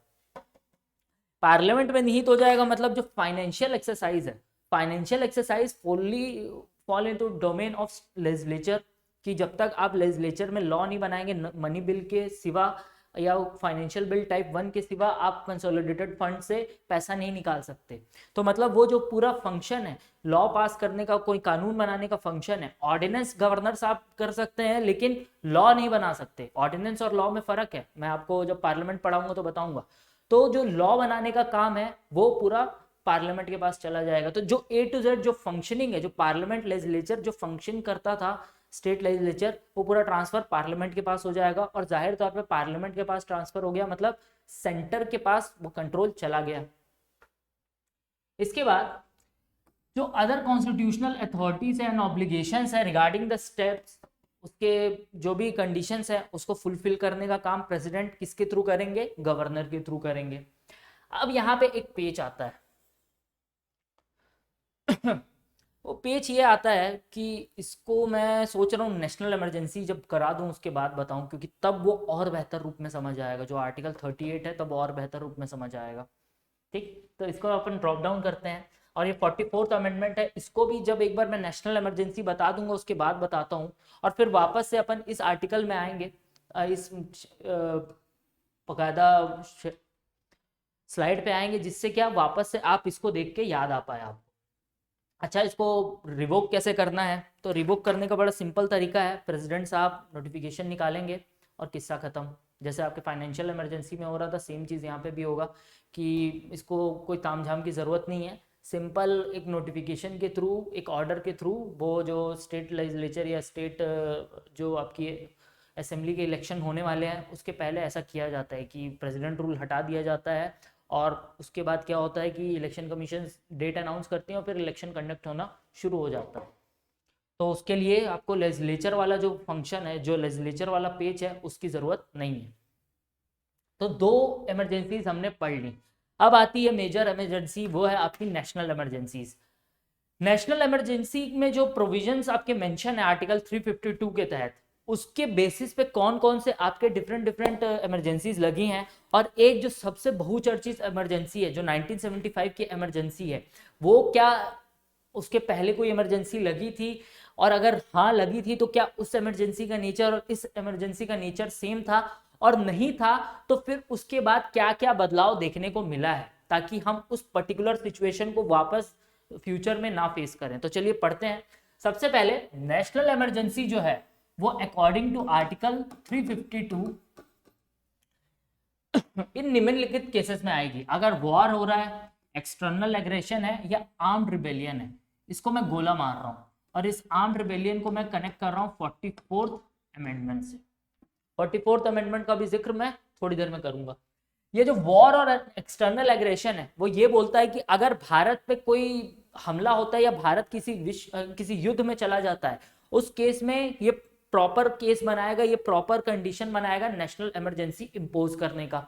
और नेशनल इमरजेंसी के इंपोज होते ही जो आपकी जो डिफरेंट जो फंक्शनिंग है स्टेट और सेंटर के बीच का जो रिलेशन है और डिफरेंट जो फंडामेंटल राइट्स है उसमें निम्नलिखित प्रभाव पड़ेंगे। अब वो निम्नलिखित प्रभाव क्या है उसको हम समझेंगे। और एक और चीज मैं आपको इसी से रिलेशन में बताऊंगा, रूल्स जो बनते हैं, जो लॉज बनते हैं, जो मैंने बताया गवर्नर साहब ऑर्डिनेंस निकालेंगे और जो लॉ बनाने का काम है वो आपकी पार्लियामेंट करेगी। तो वो लॉ आपके स्टेट जब प्रेसिडेंट रूल में जाता है तभी भी बनते थे और नेशनल इमरजेंसी में भी बनेंगे। जाहिर तौर पे जो लेजिस्लेचर का काम है वो चलेगा, लेकिन उन दोनों के नेचर में क्या फर्क आता है जब हम इसको पूरा कर लेंगे तब मैं वहां पे बता दूंगा। मैंने वहां पे नहीं बताया क्योंकि वहां पे कंफ्यूजन क्रिएट कर सकता था वो। तो ग्राउंड ऑफ डिक्लेरेशन पहले हम देख चुके हैं। National security will be the biggest factor, और उस बिगेस्ट फैक्टर में नेशनल सिक्योरिटी में वॉर और एक्सटर्नल एग्रेशन या आर्म्ड रिबेलियन, इसको फिर से गोला मारता हूं, 44th अमेंडमेंट की तरफ इशारा करता हूं, क्योंकि 44th अमेंडमेंट के पहले कुछ था और वही कुछ कारण बन जाता है आपका किसके 1975 का जो इमरजेंसी लगती है उसके। अब यहाँ पे जो प्रेसिडेंट है वो नेशनल इमरजेंसी जैसे डिक्लेयर करेंगे उस केस में फिर से पहले तो पार्लियामेंट्री प्रोसीजर आएगा कि पार्लियामेंट में कैसा कंडक्ट होगा वो, उसके बाद पार्लियामेंट के नेचर पे क्या इंपैक्ट पड़ेगा, उसके बाद फंडामेंटल राइट और सेंट्रल स्टेट रिलेशन पे क्या इंपैक्ट पड़ेगा उसको देखते हैं। तो पार्लियामेंट के लिए फिर से चीज क्या आएगी कि इसको कितने दिन में पास करें, ये 1 मंथ, इसको भी मैं 44th अमेंडमेंट से कनेक्ट करता हूं। ये 1 मंथ है, ओरिजिनली ये भी 2 मंथ था। 2 मंथ का कंडीशन तीनों इमरजेंसी में था कि 2 मंथ के भीतर किसमें पास कराना है, फाइनेंशियल इमरजेंसी हो तो भी पास कराना है, नेशनल इमरजेंसी हो तो भी पास कराना है, और आपके जो प्रेसिडेंट रूल है तब भी पास कराना है। लेकिन अब ये 1 मंथ का कंडीशन हो गया है और इसको मैं 44th अमेंडमेंट से कनेक्ट करके रखा हूं। उसको वापस आऊंगा 44th अमेंडमेंट जब डील करूंगा तब बताऊंगा। और इसको अगर ये बोल रहा है कि अगर लोकसभा, मान लीजिए कोई जो सरकार है, वॉर होता है, वॉर होने के बाद वो सरकार डिसॉल्व करती है, लेकिन नेशनल इमरजेंसी जाहिर तौर पे घोषित करके अपना असेंबली डिसॉल्व करती है, पार्लियामेंट डिसॉल्व करती है, लोकसभा के डिसॉल्व के बाद वो इलेक्शन में चली जाती है। तो वो जाहिर तौर पे जो 1 महीने वाला कंडीशन है, इलेक्शन तो जल्दी होने नहीं वाला है, इलेक्शन होने में हमारे यहाँ 2 से 3 महीने का वक्त लगता है नेशनल लेवल के इलेक्शन में। उस नेशनल लेवल के इलेक्शन को होने के बीच जो कंडीशन, जो रोल राज्यसभा प्ले कर रहा था, वो सेम रोल आपके यहाँ पे कौन राज्यसभा फिर से प्ले करेगा कि 1 महीने के बाद अगर नेशनल इमरजेंसी कंटिन्यू रखनी है तो राज्यसभा इन दरमियान इस बीच पास करेगा उस प्रपोजल को, नेशनल इमरजेंसी वाले को। और जैसे ही आपका इलेक्शन खत्म होगा और जैसे ही आपका पहला जो लोकसभा है उसका पहला सेशन स्टार्ट होगा, उसके with in A first session के 30 दिन के भीतर क्या होना है, उसके विद इन के दिन के 30 दिन के भीतर जो वहां पे भी था 1 मंथ वाला, उसको पास करना है ताकि वो अगले 6 महीने तक क्या रहे, एप्लीकेबल रहे। उम्मीद करता हूं जो मैंने फाइनेंशियल इमरजेंसी में चीज समझाई थी, जो डेट दिया था, फिर मैंने थोड़ा सा उसको वापस से रीइटरेट किया था प्रेसिडेंशियल इलेक्शन में, प्रेसिडेंशियल रूल में, वो सेम चीज यहाँ पे अप्लाई होगी। वहां पे फर्क क्या था, 2 महीना 1 महीना, 2 महीना 1 महीना, यहाँ पे 1 महीना और 1 महीना हो गया। यहाँ पे 2 की जगह 1 क्यों हुआ, प्रेसिडेंट जो आपका 44th अमेंडमेंट है उसके वजह से हुआ। अब ये क्या बोल रहा है, कंटिन्यू फॉर 6 मंथ, और ये जो लाइन है ना दोस्तों, ये बहुत ही खतरनाक है कि ये बोलता है कि ये इनडेफिनेट पीरियड तक क्या रहेगा, आपका कंटिन्यू रह सकता है इमरजेंसी का पीरियड। ठीक, ये इनडेफिनेट पीरियड तक कंटिन्यू रहेगा आपका ये जो नेशनल इमरजेंसी का पीरियड है, और इसको हर 6 महीने पे क्या चाहिए, उसको वापस से रिन्यू कराते रहना पड़ेगा। जैसे मैंने वो जॉब का एग्जांपल दिया था, फिर फाइनेंशियल इमरजेंसी में जो एग्जांपल दिया था, फिर जो प्रेसिडेंट रूल में एग्जांपल दिया था, वही 6 महीने वाला हिसाब यहाँ पे भी लग रहा है। लेकिन आपके प्रेसिडेंट रूल में वो 2 साल के भीतर खत्म हो जा रहा है, लेकिन ये इनडेफिनेट पीरियड तक जाएगा। और एवरी जो रेजोल्यूशन है उसको जो पास होना होगा वो स्पेशल मेजॉरिटी से होना होगा, ये एक फर्क है। वहां पे फाइनेंशियल इमरजेंसी और जो आपकी प्रेसिडेंट इमरजेंसी है प्रेसिडेंट रूल वाला जो केस था वहां पे सिंपल मेजोरिटी की जरूरत थी, लेकिन ये आपके स्पेशल मेजोरिटी की मांग करता है। एक बार आप फाइनेंशियल इमरजेंसी में किस प्रकार की मेजोरिटी चाहिए वो आप एक बार प्लीज क्रॉस चेक कर लीजिएगा, लेकिन मैंने क्रॉस चेक किया था तो मेरे को काफी विरोधाभास आंसर मिला था। कई जगह स्पेशल मेजोरिटी बोल रहे थे, कई जगह सिंपल मेजोरिटी बोल रहे थे। एक बार आप भी उसको क्रॉस चेक कर लीजिएगा। तो यहाँ पे वापस से जो आपकी इमरजेंसी है, ये इसको पास करने के लिए 2/3 जो प्रेजेंट एंड वोटिंग वाला हिसाब चाहिए। अब ये प्रेजेंट एंड वोटिंग क्या है मैं समझा चुका हूं अपने कॉन्स्टिट्यूशनल अमेंडमेंट वाले सेगमेंट में, एक बार जाके वहां पे देख लीजिएगा, मैंने वहां पे विथ यूजिंग फिगर समझाया है। अब इसके बाद भाई इमरजेंसी लगानी थी, लग गई। अभी इमरजेंसी कितने साल तक जाएगी वो भी पता चल गया है कि ये अनंत काल तक जा सकती है। इसके बाद ये 6-6 महीने पे इसमें क्या होता है, रेगुलर पीरियोडिकल इसमें अपग्रेडेशन होगा, मतलब वो अनंत काल तक 6-6 महीने के हिसाब से जाएगी। आपके प्रेसिडेंशियल रूल में 2 साल तक ही जा सकती थी, लेकिन जो उसका टाइम पीरियड था हर 6-6 महीने में उसको रिन्यू करना था। यहाँ पे अनंत काल तक, लेकिन 6-6 महीने में रिन्यू। लेकिन अगर उसको हटाना है तो हटाने के लिए क्या करना पड़ेगा? हटाने के लिए 2 चीजें हो सकती हैं। पहला कंडीशन ये बोलता है कि अगर जो लोकसभा है उसको सिंपल मेजोरिटी से पास करती है, रिवोकेशन का जो प्रोसेस है उसको सिंपल मेजोरिटी से पास करती है, तो उस केस में क्या होगा, आपकी national emergency cease to be existed हो जाएगी, वो समाप्त घोषित हो जाएगी। और दूसरा तरीका ये है कि जो प्रेसिडेंट साहब है, क्योंकि यहाँ पे जो इमरजेंसी प्रेसिडेंट साहब ही लगा रहे हैं, अगर प्रेसिडेंट साहब हैं bye add and advice using article 74, उनको इंस्ट्रक्शन आता है या उनको एक तरह से अनुमति वो आती है, सुझाव आता है कि वो इमरजेंसी खत्म कर दें, तो प्रेसिडेंशियल ऑर्डर से भी वो हटा सकते हैं। जैसा वो फाइनेंशियल इमरजेंसी हटा रहे थे, जैसा वो आपको कौन सी इमरजेंसी हटा रहे थे, प्रेसिडेंट रूल हटा रहे थे, जो 356 वाली इमरजेंसी है उसको हटा रहे थे, वो सेम चीज वो आर्टिकल 352 के केस में भी यूज कर सकते हैं। अब यहाँ पे 38 अमेंडमेंट, मिनर्वा मिल्स और 44th अमेंडमेंट, तीनों को आप डील कर लेते हैं, क्योंकि अब सही मौका आ चुका है, यहाँ तक हम चीजें पहुंच चुके हैं। होता यह है कि जैसे ही आपके यहाँ से थोड़ी सी कहानी भी आती है, मेरे को पता है थोड़ा लंबा हो रहा है, लेकिन कहानी सुने बिना हमें चीज समझ नहीं आएगी। कि 1971 का वॉर होता है, उसके बाद 1971 का जो इलेक्शन होता है, जनरल इलेक्शन, उसमें श्रीमती इंदिरा गांधी जी रायबरेली से इलेक्शन लड़ती हैं, और उनके खिलाफ जो व्यक्ति इलेक्शन लड़ता है उसका नाम रहता है राजनारायण। वो एक सोशलिस्ट विचारधारा से आते थे, और राजनारायण ने ये देखा कि जो मिस्टर बजाज नाम था या मिस्टर कपूर नाम था, वो एडमिनिस्ट्रेटिव पोजीशन पे रहते हुए भी पॉलिटिकल जो एक्टिविटीज हैं मिसेस गांधी की वो मैनेज कर रहे हैं, उसमें वो कंट्रीब्यूशन दे रहे हैं। और उनने इसी को आधार बना के इलाहाबाद हाई कोर्ट में ये क्या किया, केस डाल दिया, और उनने कहा कि बिकॉज एक रिप्रेजेंटेशन ऑफ पीपल एक्ट में एक चीज स्पष्ट है कि अगर आप कोई सरकारी तंत्र जो स्टेट मशीनरी का इस्तेमाल कर रहे हैं अपने इलेक्शन में, तो वो क्या है, वॉयलेशन है, और उस केस में जो आपका इलेक्शन है वो इनवैलिड घोषित हो जाएगा, और जो मेंबर जीता है वो क्या हो जाएगा, उसको इस्तीफा देना पड़ेगा, और जो इस्तीफा है वो साथ में प्रतिबंध के साथ आएगा। तो ये सेम चीज होती है। इलाहाबाद हाईकोर्ट जो है श्रीमती इंदिरा गांधी जी को जो उसका इलेक्शन का जो प्रोसेस रहता है उस इलेक्शन को इनवैलिड घोषित करती है।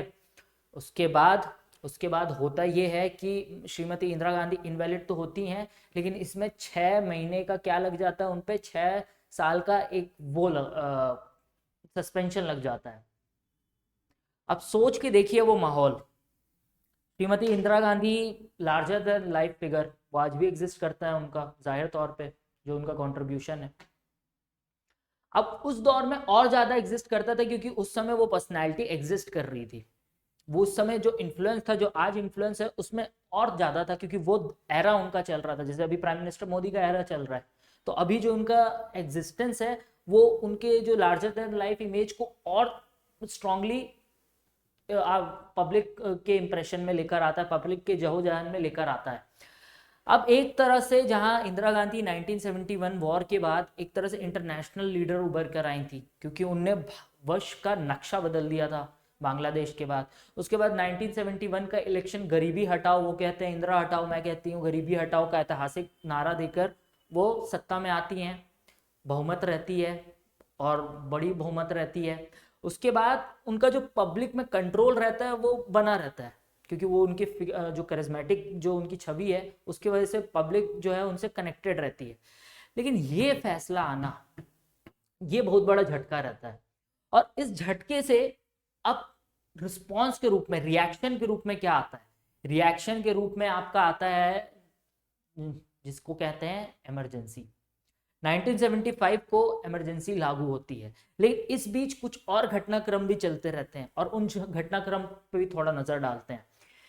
गुजरात में नवनिर्माण आंदोलन चलते रहता है। वहाँ पे जो स्टूडेंट्स हैं वो एक तरह से पूरा बखेड़ा खेले कह रहते हैं, जो हॉस्टल्स के जो खाने का तरीका है और जो रहने का तरीका है उस पर, तो एक तरह से, और वहाँ पे नॉन कांग्रेस गवर्नमेंट रहती है तो एक तरह से वहाँ से भी किरकिरी रहती है।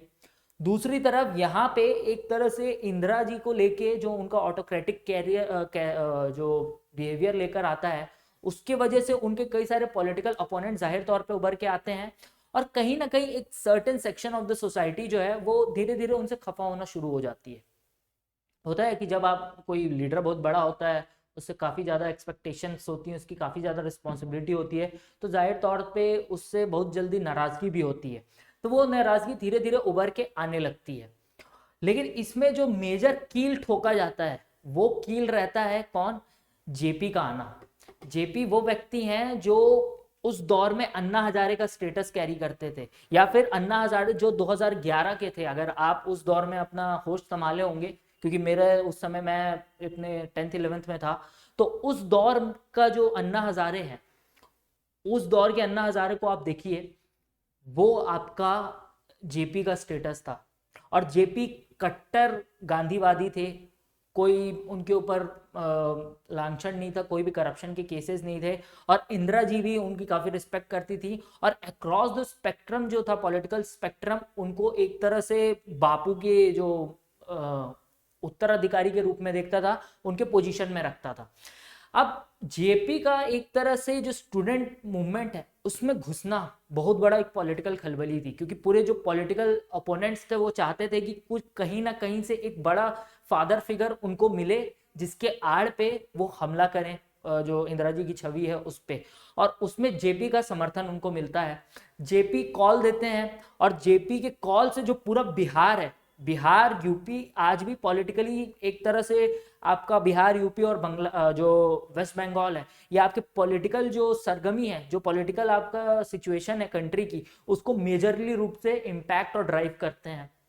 आप उनके सीट्स का कंट्रीब्यूशन देख लीजिए, वहाँ के नेताओं का, और उस पर्टिकुलर जगह का खबर आप देख लीजिए नेशनल मीडिया में। वहाँ के लोग, चूंकि ये तीनों वो जो इलाका है वहाँ से लोग काफ़ी ज़्यादा आते हैं, सीटें काफ़ी ज़्यादा आती हैं, इसलिए ये जो तीनों इलाका है यूपी, बिहार और बंगाल चर्चा में रहता है। तो बिहार में एक तरह से क्या होता है, क्रांति का माहौल क्रिएट हो जाता है, और इसी क्रांति से आपके लालू यादव, नीतीश कुमार, फिर जो रामविलास पासवान जी तो पहले से थे, लेकिन यहाँ से भी उनको एक बड़ा फ्यूल मिला उनके जो पॉलिटिकल कैरियर है। वहाँ से शरद पवार, शरद जोशी, शरद यादव, शरद पवार नहीं, शरद पवार कांग्रेस में थे, यहाँ से धीरे धीरे एक माहौल बनना शुरू होता है। अब जेपी के आ जाने के बाद, ये फैसला आ जाने के बाद, अब जाहिर तौर पे बहुत बड़ा प्रेशर जो कांग्रेस है और श्रीमती इंदिरा गांधी पे रहता है, क्योंकि एक तरह से जो उनका पब्लिक पे जो होल्ड है वो वीकेंड हो रहा है, और वो होल्ड और जल्दी वीकेंड इसलिए शुरू होना हो गया क्योंकि जेपी आ चुके थे, और जेपी का मूल रूप से जो आम जनमानस में जो छवि थी वो काफ़ी साफ सुथरी थी। दूसरी चीज़, जो डिफरेंट नॉन जो कांग्रेस स्टेट्स थे और जो नॉन कांग्रेस पार्टीज थी, उनका होल्ड भी स्ट्रांग हो रहा था। तो इस केस में पॉलिटिकल इन्फ्लुएंस में वो यहाँ पे क्या लगाती हैं, नेशनल इमरजेंसी लगाती हैं। नेशनल इमरजेंसी लगाने के दो कंडीशन, पहला कंडीशन कि इस इमरजेंसी को क्या करेंगी, वो एज अ बफर पीरियड इस्तेमाल करेंगी, जिससे क्या होगा, जो उनके ऊपर बैन लगा है, 6 साल का जो सस्पेंशन लगा है वो टल जाए। पहला तो एक जो लीगल ऑब्स्ट्रक्शन है वो हटे।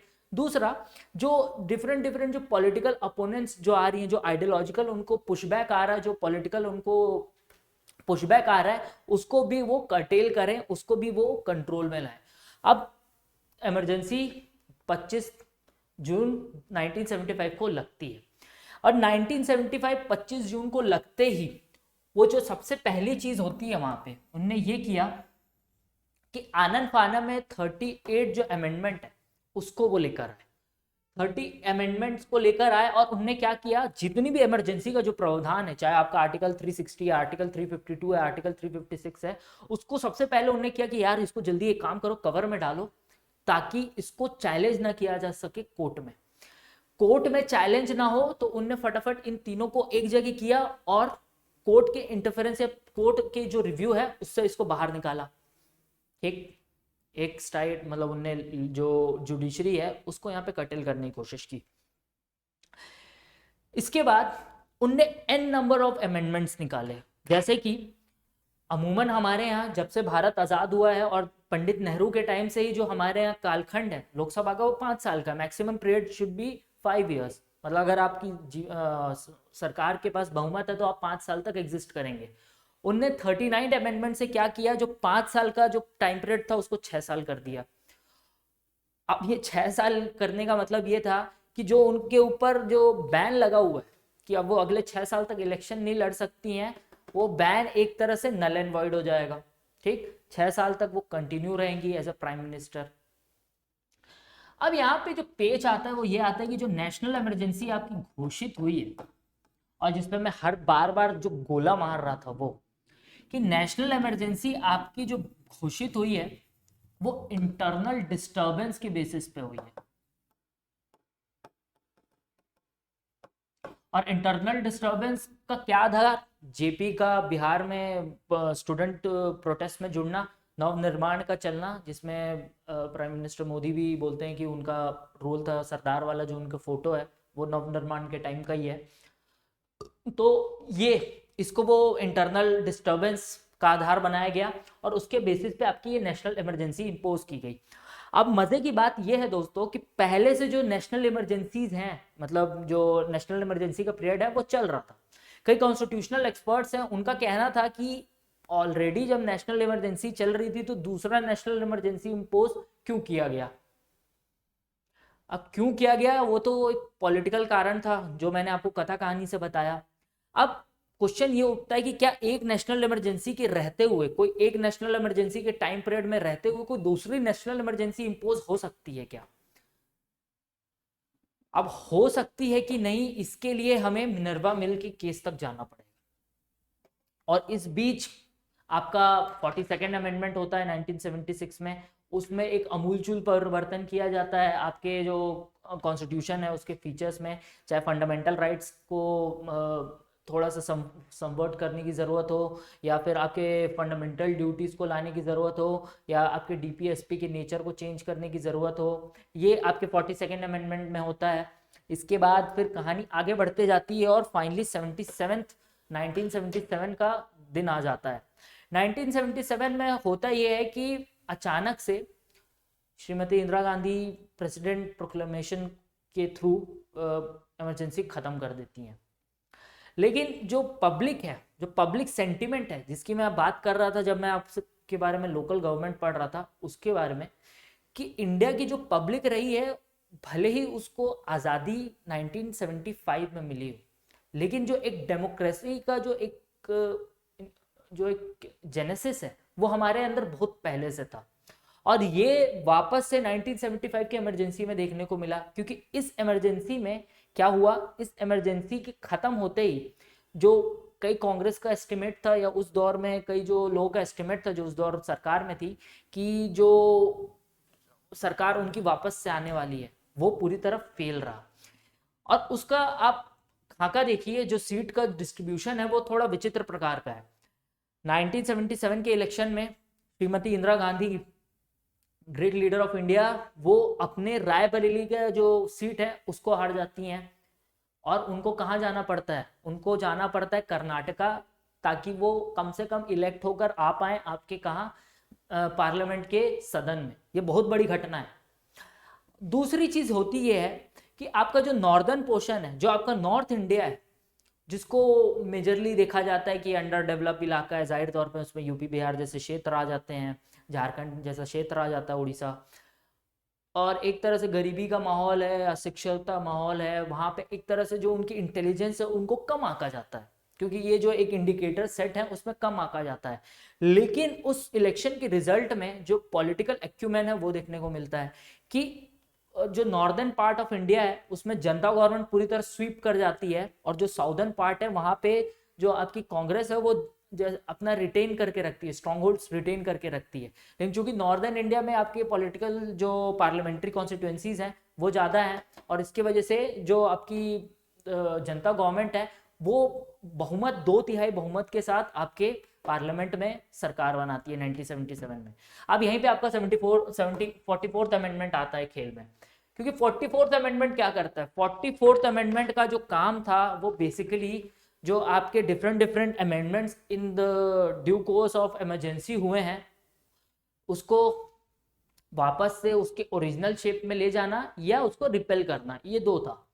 तो उसमें वो क्या करते हैं, वो 44th अमेंडमेंट में जो 42nd अमेंडमेंट में जो चीज़ें चेंज हुई हैं उसको वापस से वो रेट्रोफिट करते हैं, उसको वापस से उसके ओरिजिनल पोजीशन में ले जाते हैं। और अब मैं यहीं पे लेके चलता हूं आपको, कहाँ जो मैं गोला मार रहा था, ये आर्म्ड रिबेलियन। इसके पहले कंडीशन क्या बनी थी? इंटरनल डिस्टर्बेंस की। और इंटरनल डिस्टर्बेंस उनने क्या, नव निर्माण जो आंदोलन हो रहा था, स्टूडेंट आंदोलन जो आपके बिहार में हो रहा था, उसको बनाया था। उन दोनों को लेते हुए वो रिप्लेस करते हैं आर्म्ड रिबेलियन से, और वो एक पक्ष बनाते हैं कि armed rebellion that would be the only condition जिसके बेसिस पे आप क्या कर सकती हैं, नेशनल इमरजेंसी इंपोज कर सकती हैं। क्योंकि इंटरनल डिस्टर्बेंस काफ़ी ही एक वेग है, और उसको किसी भी सेंस में अगर कोई पॉलिटिकल सरगमी बनी हुई है, कोई पॉलिटिकल अप एंड डाउन बना हुआ है, उसको भी इंटरनल डिस्टर्बेंस के रूप में जो सरकार है वो कैटेगराइज करके नेशनल इमरजेंसी इंपोज कर सकती है। तो यहाँ पे वो दूसरा जो यहाँ पे 2 साल से 2 महीने से 1 महीने का जो कंडीशन होता है, जो मैं हर जगह 2-2 महीने था, चाहे आपके फाइनेंशियल इमरजेंसी में था, फिर आपके मैंने प्रेसिडेंट रूल में बताया, उसको भी रिप्लेस करते हैं और 1 महीना कर देते हैं। मतलब जो सरकार है उसके पास सीमित समय हो जाए, जिससे क्या हो कि अगर बाई चांस उसने आनन फानन में लगाया हो तो उसको क्या करना पड़े, अब बहुमत जुटाने के लिए जदोजहद करनी पड़े, और जदोजहद करने का टाइम उसको कम मिले। मान लीजिए आपको कल यूपीएससी का मेंस लिखना है, अगर आप यूपीएससी का मेंस 6 महीने बाद लिखते हैं तो आपके लिए थोड़ा आसान है। वहीं अगर आपको यूपीएससी का मेंस 6 दिन बाद लिखने बोल दिया जाए तो आपकी हालत क्या होगी, उस हालत को इमेजिन कीजिए इस केस में लाके। ठीक है, अब वापस आता हूं किसमें, अब वापस आता हूं 44th अमेंडमेंट के एक और एस्पेक्ट में। 44th अमेंडमेंट ने इकलौता जगह जहां पे आपके कैबिनेट का जिक्र आता है, आप पूरे कॉन्स्टिट्यूशन उठा के देख लीजिए, आपको कैबिनेट का जिक्र कहीं नहीं मिलेगा। कॉन्स्टिट्यूशन में सिर्फ काउंसिल ऑफ मिनिस्टर्स का जिक्र मिलेगा, चाहे आपका 77 हो 74 हो, हर जगह। कैबिनेट जो है उसका जिक्र आपके आर्टिकल 352 में आता है, और इसको भी कहां से इंट्रोड्यूस किया गया, आपके 44th अमेंडमेंट से इंट्रोड्यूस किया गया। और इसके पीछे की वजह ये थी कि जब जो आपका national emergency article 352 under the condition of internal disturbance जब लागू किया गया, तो ऐसा माना जाता है और कई लोगों ने ऐसा दावा किया है कि श्रीमती इंदिरा गांधी ने वो जो इमरजेंसी इंपोज की उसमें कैबिनेट जो थी, जो उनकी कैबिनेट थी, उनको 1.5 दिन बाद या 2 दिन बाद पता चलता है, या 1 दिन बाद पता चलता है, जब पूरा अनाउंसमेंट हो जाता है उसके बाद पता चलता है। तो उनने उसको भी इम्पोज करने के लिए, उसको भी रिस्ट्रिक्ट करने के लिए कोई एक पर्सनैलिटी अपने डोमिनेंस को बचाने के लिए कदम ना रखे, और ये कैबिनेट को दिया गया है। और कैबिनेट को देने का मतलब है कि जो ग्रुप ऑफ पीपल्स की जो अंडरस्टैंडिंग है, जो ग्रुप ऑफ पीपल्स की जो मोरालिटी है कंपेयर टू 1 पर्सन के ज़्यादा मानी जाती है इन हमारे सामाजिक अवस्था में। तो उसी लिए कैबिनेट को दिया गया कि हो सकता है कि कोई एक व्यक्ति हड़बड़ी कर सकता है या उसकी कोई महत्वाकांक्षा हो सकती है, लेकिन जब ग्रुप ऑफ पीपल्स शामिल होंगे तो उस केस में गलती होने के जो चांसेस हैं वो थोड़े कम हो जाएंगे। इसलिए कैबिनेट को लाया गया, और ये आर्टिकल 356 और कैबिनेट सिर्फ एक जगह इंट्रोड्यूस हुआ, थ्रू 44th अमेंडमेंट। ठीक है, तो कहानी कहां तक पहुंच गई?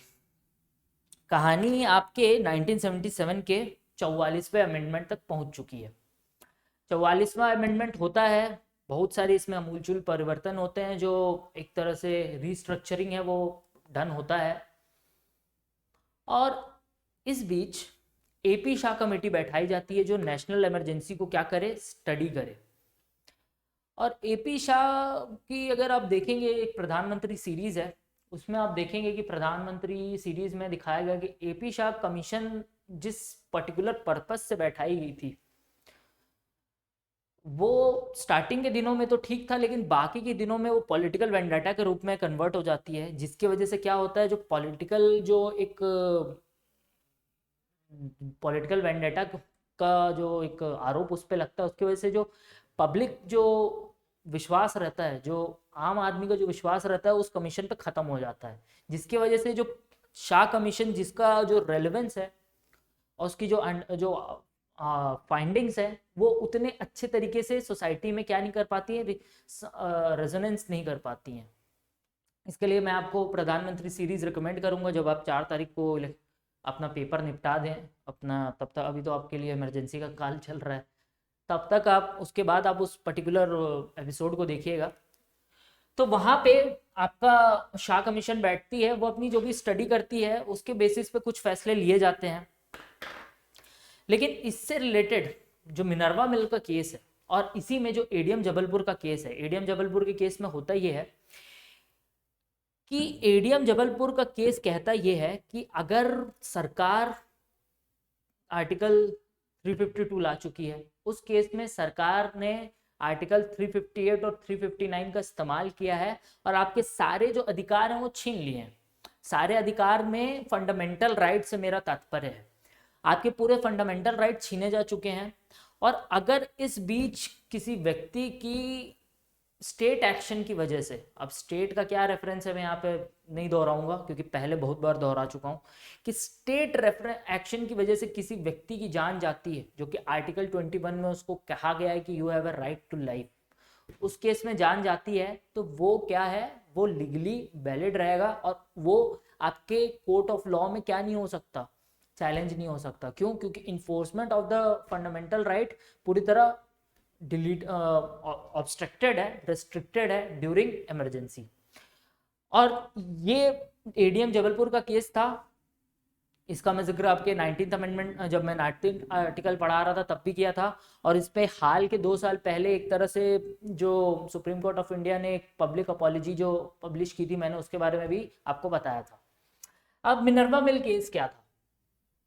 मिनर्वा मिल केस ने ये देखा कि जो नेशनल इमरजेंसी लगाई गई थी on the ground of so called internal disturbance, उसको उनने जाहिर तौर पे संविधान का उल्लंघन माना। शब्द extraneous and irrelevant fact, mala fide intention माना। और एक तरह से यहाँ पे शाह कमीशन के रिपोर्ट का भी जाहिर तौर पे रोल था, लेकिन शाह कमीशन का जो रिपोर्ट था वो इंटेलेक्चुअल सेंस में रिस्ट्रिक्ट होकर रह गया, वो ज़्यादा पब्लिक सेंटिमेंट में कन्वर्ट नहीं हो पाया, क्योंकि मैंने उसकी वजह आपको बताई और उसके लिए मैंने आपको देखने को बोला है प्रधानमंत्री सीरीज। तो यहाँ पे शाह कमीशन की रिपोर्ट भी बेसिस बनी। और मिनर्वा मिल का केस, ये हम डीपीएसपी में भी जिक्र कर चुके हैं कि मिनर्वा मिल का केस और लैंडमार्क क्यों है फंडामेंटल राइट की वजह से। इसका रिलेशन आपके किससे है? नेशनल इमरजेंसी से है, क्योंकि नेशनल इमरजेंसी इलीगल थी, मेलाफाइड इंटेंशन से की गई थी। ये आपके मिनर्वा मिल के केस से सुप्रीम कोर्ट ऑफ इंडिया ने उस पर ठप्पा लगाया। ठीक है, नानी पखलीवाल जो थे, बहुत ही सीनियर एडवोकेट रहे हैं, वो एक तरह से मेजर पायलट कर रहे थे इस केस को, तो उनका जिक्र हो सकता है आप मेरे मुंह से और 1-2 बार और सुने। अब कथा कहानी खत्म, अब वापस से पढ़ाई की तरफ। Effect of national emergency, effect of national emergency में जो एग्जीक्यूटिव है, सेंटर ऑल पावरफुल हो जाएगा, सिर्फ पावरफुल नहीं ऑल पावरफुल हो जाएगा। ये एनी मैटर दिख रहा है इसलिए ये इसको ऑल पावरफुल कर देगा। बढ़ते हैं आगे। लेजिस्लेटिव जो है, जो आपका पार्लियामेंट है, वो अब यूनियन लिस्ट, स्टेट लिस्ट और कॉन्करेंट लिस्ट जो शेड्यूल 7 है, उस तीनों पे लॉ बनाने के लिए इंटाइटल हो गया है। जो पहले उससे स्टेट लिस्ट छूटा हुआ था उसको भी उसने अपने घेरे में इमरजेंसी से कर लिया है।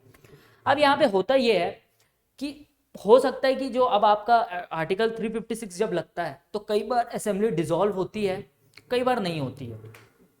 इसमें होता यह है कि जो गवर्नमेंट है वो डिसॉल्व कई बार होती है, कई बार नहीं होती, दोनों में बड़ा फर्क है। गवर्नमेंट का डिसॉल्व होना और असेंबली का डिसॉल्व होना, गवर्नमेंट डिसॉल्व होगी मतलब एक फलाना व्यक्ति क्या है, चीफ मिनिस्टर है और उसके फलाने फलाने लोग काउंसिल ऑफ मिनिस्टर में है, अगर वो सस्पेंड होती है या वो डिसॉल्व होती है मतलब वो फलाने व्यक्ति चीफ मिनिस्टर की पोस्ट से हट चुका है और उसके जो काउंसिल ऑफ मिनिस्टर्स हैं वो अपने पोजीशन से हट चुके हैं। लेकिन अगर असेंबली डिसॉल्व होती है उसका मतलब है सीधा सीधा उद्घोष होना अगले इलेक्शन की। उम्मीद करता हूं आपको ये दोनों अच्छे से समझ आया होगा। और आर्टिकल 352 के तहत आप भाई साहब वहां पे आपके चीफ मिनिस्टर हैं तो भी कोई फर्क नहीं पड़ता, नहीं है तो भी कोई फर्क नहीं पड़ रहा है, मतलब इन दोनों ही कंडीशन में कोई फर्क नहीं पड़ेगा। वहां पे चीफ मिनिस्टर साहब रहे तो भी उनके जो अधिकार क्षेत्र हैं वो स्क्वीज किए जा चुके हैं और नैरो डाउन किए जा चुके हैं। अब जो तीनों क्षेत्र है यूनियन, स्टेट और कॉन्करेंट का, उस पर अधिकार एकमात्र किसका हो जाएगा, आपके सेंटर का हो जाएगा। तो लेजिस्लेचर में ये फर्क आएगा। और फाइनेंशियल में एक तरह से ये फाइनेंशियल इमरजेंसी का क्या है, प्रोटोटाइप। फाइनेंशियल इमरजेंसी का प्रोटोटाइप इस प्रकार से है, दो तरीके से फाइनेंशियल इमरजेंसी, एक तरीके से फाइनेंशियल इमरजेंसी का प्रोटोटाइप एक तरह से नहीं भी है, क्योंकि जैसे ये नेशनल इमरजेंसी लगेगा तो जो आवंटन होने चाहिए according to finance commission, different different states को जो रकम मिलनी चाहिए according to their contribution in GDP, वो रेस्ट्रिक्ट हो जाएगी। उसको सरकार को जो पैसे देने वो रेस्ट्रिक्ट कर लेगी, बोलेगी नहीं यार अब पैसे नहीं दिया सकते, नेशनल इमरजेंसी लगी है।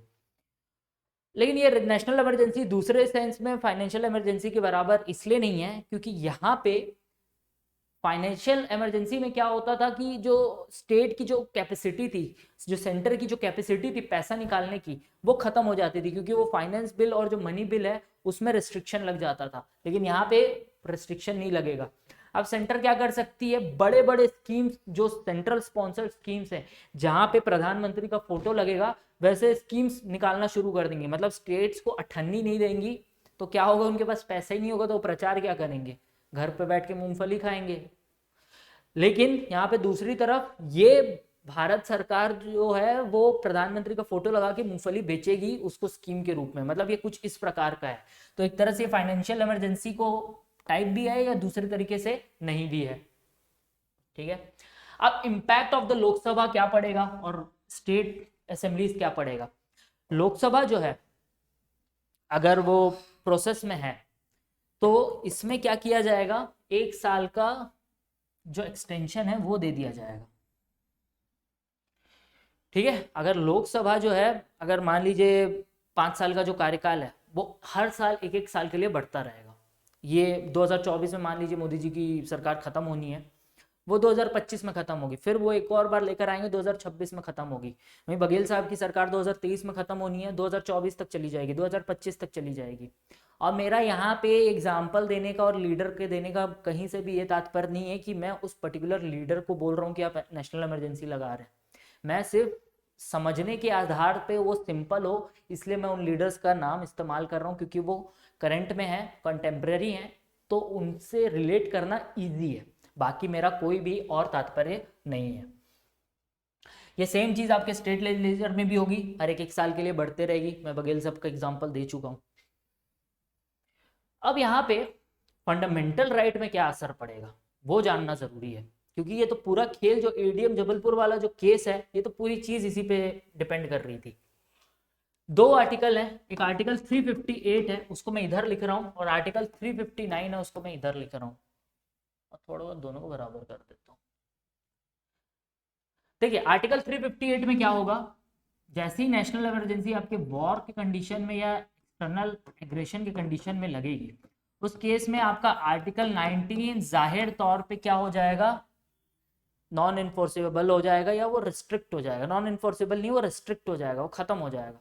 मतलब free speech and expression, movement, occupation, strike तो है नहीं, असेंबली, ये पूरी चीजें आपकी खत्म हो जाएंगी उस पर्टिकुलर दरमिया में, जब तक आपकी नेशनल इमरजेंसी इन दो कंडीशंस पे रहेगी, वॉर और एक्सटर्नल एग्रेशन के कंडीशंस पे रहेगी। लेकिन जो आपका आर्म्ड रिबेलियन है उस केस में आपका जो आर्टिकल 19 है वो एग्जिस्ट करेगा। ठीक है, तो ये देखिए 44th amendment laid down that article 19 can only be suspended when national emergency is laid down on the ground of war and external aggression but not in armed rebellion, जो erstwhile known for internal disturbance।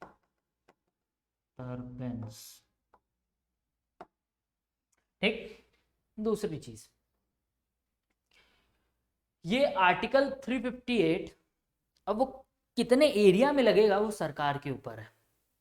अगर मान लीजिए जिस इलाके पे हमला हुआ है, अगर हमारे वेस्टर्न कोस्ट पे हमला होता है, वेस्ट मार्जिन पे हमला होता है, वेस्ट फ्रंटियर पे, तो हो सकता है भारत सरकार जो आर्टिकल 359 का जो इस्तेमाल है वो किसी एरिया के दायरे के हिसाब से कर दे कि ये पूरे अक्रॉस इंडिया लगेगा या फिर उतने सेक्शन में लगेगा। ठीक, तो वो उसके ऊपर है। उसके बाद वो जो सेक्शन है आपके आर्टिकल 350 जो आपके आर्टिकल 358 के तहत जो आर्टिकल 19 के भी डिफरेंट डिफरेंट सेक्शंस हैं, उसमें भी रेस्ट्रिक्शंस लगा सकती है डिफरेंट डिफरेंट प्रोविजंस पे कि फ्री स्पीच और एक्सप्रेशन अक्रॉस इंडिया डिसॉल्व रहेगा। जो आपके जो मूवमेंट के रेस्ट्रिक्शन है इतने इलाकों में क्या रहेंगे, रेस्ट्रिक्टेड रहेंगे।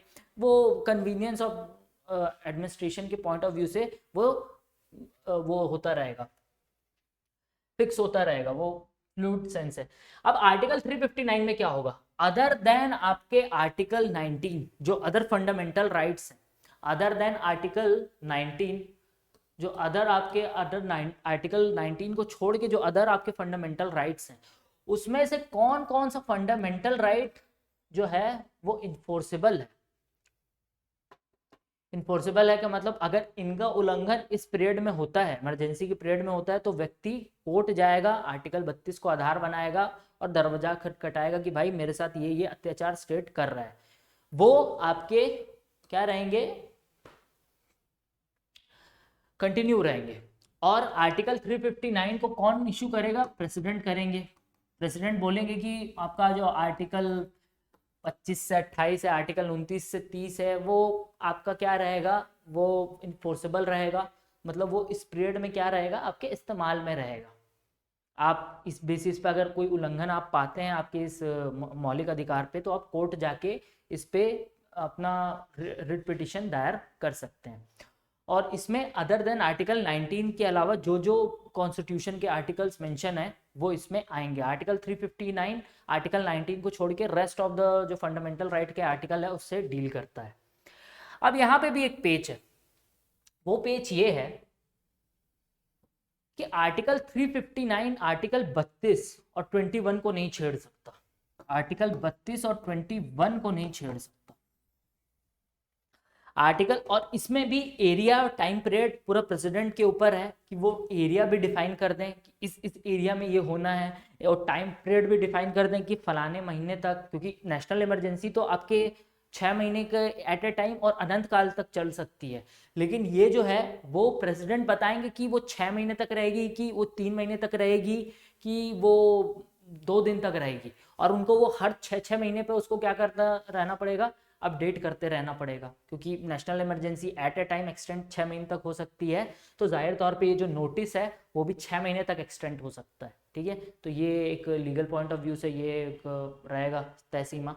अब ये आर्टिकल 21 और जो आर्टिकल 32 है, आर्टिकल 32 आप नहीं सस्पेंड कर सकते और आर्टिकल 21 आप नहीं सस्पेंड कर सकते। और ये जो आर्टिकल 32 है ये सस्पेंड नहीं हो सकता, ये आपके कहाँ से आया, मिनर्वा मिल्स के केस से आया। और आर्टिकल 21 ये सस्पेंड नहीं हो सकता, ये आपके 44th अमेंडमेंट और एडीएम जबलपुर का जो डिसीजन आया था उस डिजास्टर के बाद ये समझ डेवलप हुई कि आर्टिकल 21 और 32 ये आर्टिकल 359 के फ्रेम में नहीं आते। तो 359 के फ्रेम में 3 आर्टिकल नहीं आते। आपका आर्टिकल 19 नहीं आता क्योंकि उससे एक्सक्लूसिवली आर्टिकल 358 डील करता है। उसके बाद आपका आर्टिकल 21 नहीं आता क्योंकि वो राइट टू लाइफ है, और एडीएम जबलपुर के केस को क्या किया गया, रिवर्ट किया गया इसलिए, और 44th अमेंडमेंट भी किया गया इसलिए अब वो बाहर होता है एम्बिट से। और 32वां जो आर्टिकल है वो नहीं आता आपके आर्टिकल 359 के एम्बिट से। तो यहाँ पे मैंने A to Z जो भी है, इसके बाद शायद आपको इमरजेंसी से रिलेटेड दूसरा video exam point of view से देखने की जरूरत ना पड़े। अगर ऐसे आपको शौक है तो और भी बहुत सारी कहानियाँ हैं, उसके डिफरेंट डिफरेंट आपको एस्पेक्ट्स मिल जाएंगे यूट्यूब में। खत्म आखिरी सेक्शन कि कब कब हमारे यहाँ नेशनल इमरजेंसी अनाउंस हुई या इम्पोज हुई। नेशनल इमरजेंसी, एक इमरजेंसी जिसका जिक्र हम कर चुके हैं इंदिरा जी के टाइम में जो लगा 1975 वाला इमरजेंसी, और इसी इमरजेंसी के तहत आप देखेंगे एक मीसा करके एक एक्ट बना था जिसके तहत डिफरेंट डिफरेंट जो मेंबर्स थे, जो पार्लियामेंटेरियंस थे, मतलब जो पॉलिटिकल पार्टीज के जो मेंबर्स थे वो कैद में जाते थे। अब ये मीसा वाला मैं एक्ट आपको बता चुका हूँ, उसकी स्थिति छत्तीसगढ़ में क्या है और उसकी स्थिति आपके मध्य प्रदेश में क्या है वो आप गूगल करके देख लीजिएगा, आपको पता चल जाएगा। ठीक, अब हमारे यहाँ कब कब क्या आपका इमरजेंसी लगा, तो 75 वाले को तो भैया हमने एक जो समझना था वो समझ चुके हैं कि उसमें क्या कंडीशन अराइज हुई, उसके बाद क्या कंडीशंस ने जो सिचुएशन क्रिएट की उसके हिसाब से क्या फैसले हुए। ये जो दो कंडीशन है पहली और दूसरी, जो 1962, 71 और 75 में ये जो तीन कंडीशन में ये जो दो कंडीशंस है, ये आपके जो पहले जो दो सिचुएशन दिए हुए वॉर और एक्सटर्नल एग्रेशन उसके बेसिस पे लगा था। तो 1962 में जब चाइना के साथ हमारा वॉर छिड़ता है और नेफा जो आज के दौर में अरुणाचल प्रदेश है उसमें जब एग्रेशन होता है चाइना का, तो उस केस में आपकी पहली बार नेशनल इमरजेंसी घोषित होती है। वो नेशनल इमरजेंसी आपकी कंटिन्यू रहती है 1965 तक, तो इसलिए 1965 में पूर्ण रूप से नेशनल इमरजेंसी घोषित नहीं करना पड़ता है। फिर वो खत्म होती है आपके 1969 के आसपास। उसके बाद फिर वापस से 1971 में नेशनल इमरजेंसी इम्पोज होती है जब बांग्लादेश लिबरेशन वॉर चलता है, और बांग्लादेश लिबरेशन वॉर में इंडिया का क्या रोल है वो जग जाहिर है। ये दो जो इमरजेंसी है ये चलती है। अब देखिए डिफरेंस, 62 में नेशनल इमरजेंसी घोषित हुई थी और 1965 में भी सिचुएशन अराइज हुई कि वापस से नेशनल इमरजेंसी घोषित की जा सकती थी, क्योंकि उस समय भी एक्सटर्नल एग्रेशन था, उस समय भी वॉर था, लेकिन नहीं की गई क्योंकि ये जो कंडीशन जो अप्लाई कर रहे थे वो 1962 में भी कर रहे थे, वॉर के बेसिस पे नेशनल इमरजेंसी हुई थी। तो ये जो पीरियड है जाहिर तौर पर एक्सटेंड कर दिया गया। 1965 में कोई नेशनल इमरजेंसी नहीं लगाई गई, मतलब एक नेशनल इमरजेंसी के ऊपर दूसरे नेशनल इमरजेंसी नहीं लगाई गई। लेकिन 1975 में क्या होता है, 1971 के वॉर में नेशनल इमरजेंसी लगी हुई है, वो वॉर एंड एक्सटर्नल एग्रेशन के बेसिस पे लगी हुई है। ये नेशनल इमरजेंसी पहले से नेशनल इमरजेंसी है, पहले से इक्का है, इक्के पे फिर से एक और इक्का मार दिया जाता है, और ये जो दूसरा इक्का रहता है वो ट्रंप का इक्का रहता है। तो इक्के पे इक्का है ना, और 1975 का किस्सा, इसी के साथ किस्सा होता है समाप्त आपके नेशनल इमरजेंसी का। उम्मीद करता हूँ नेशनल इमरजेंसी आपको बहुत अच्छे से समझ आई हो, और अगर बहुत अच्छे से समझ नहीं आई है तो कमेंट सेक्शन में मुझे बताइएगा कि कहाँ मेरे से चूक हुई है, और कोई फैक्चुअल मिस्टेक हो तो आप उसके लिए भी मुझे सूचित कर सकते हैं। और इसी के साथ बहुत बहुत धन्यवाद, समय काफ़ी हो चुका है, अभी 10-20 हो रहा है, तो यहाँ पे पूर्ण विराम होता है, और जो भी वीडियो आपकी बनेगी वो आपको कल मिलेगी। कल नए सिरे से वीडियोस आएंगे और वो आपके अब डील करेंगे सीधा सीधा पार्लियामेंट और स्टेट लेजिस्लेचर से डील करेंगे, वो एग्जीक्यूटिव, स्टेट एग्जीक्यूटिव और यूनियन एग्जीक्यूटिव से डील करेंगे। और इसके बाद आपका पॉलिटी ख़त्म होगा। पॉलिटी के जस्ट बाद हमने क्या डिसाइड किया है, हम अपने जो प्रीवियस ईयर्स पेपर्स हैं उसको डिस्कस में लाएंगे। तो यहीं पे पूर्ण विराम। उम्मीद करता हूँ आपको ये क्लास एंटरटेनिंग लगेगी, बहुत सारे एस्पेक्ट्स तो उनको समझने में आसानी होगी, और इससे रिलेटेड कोई भी क्वेश्चन आएगा तो फिर मत चूको चौहान। बहुत बहुत धन्यवाद।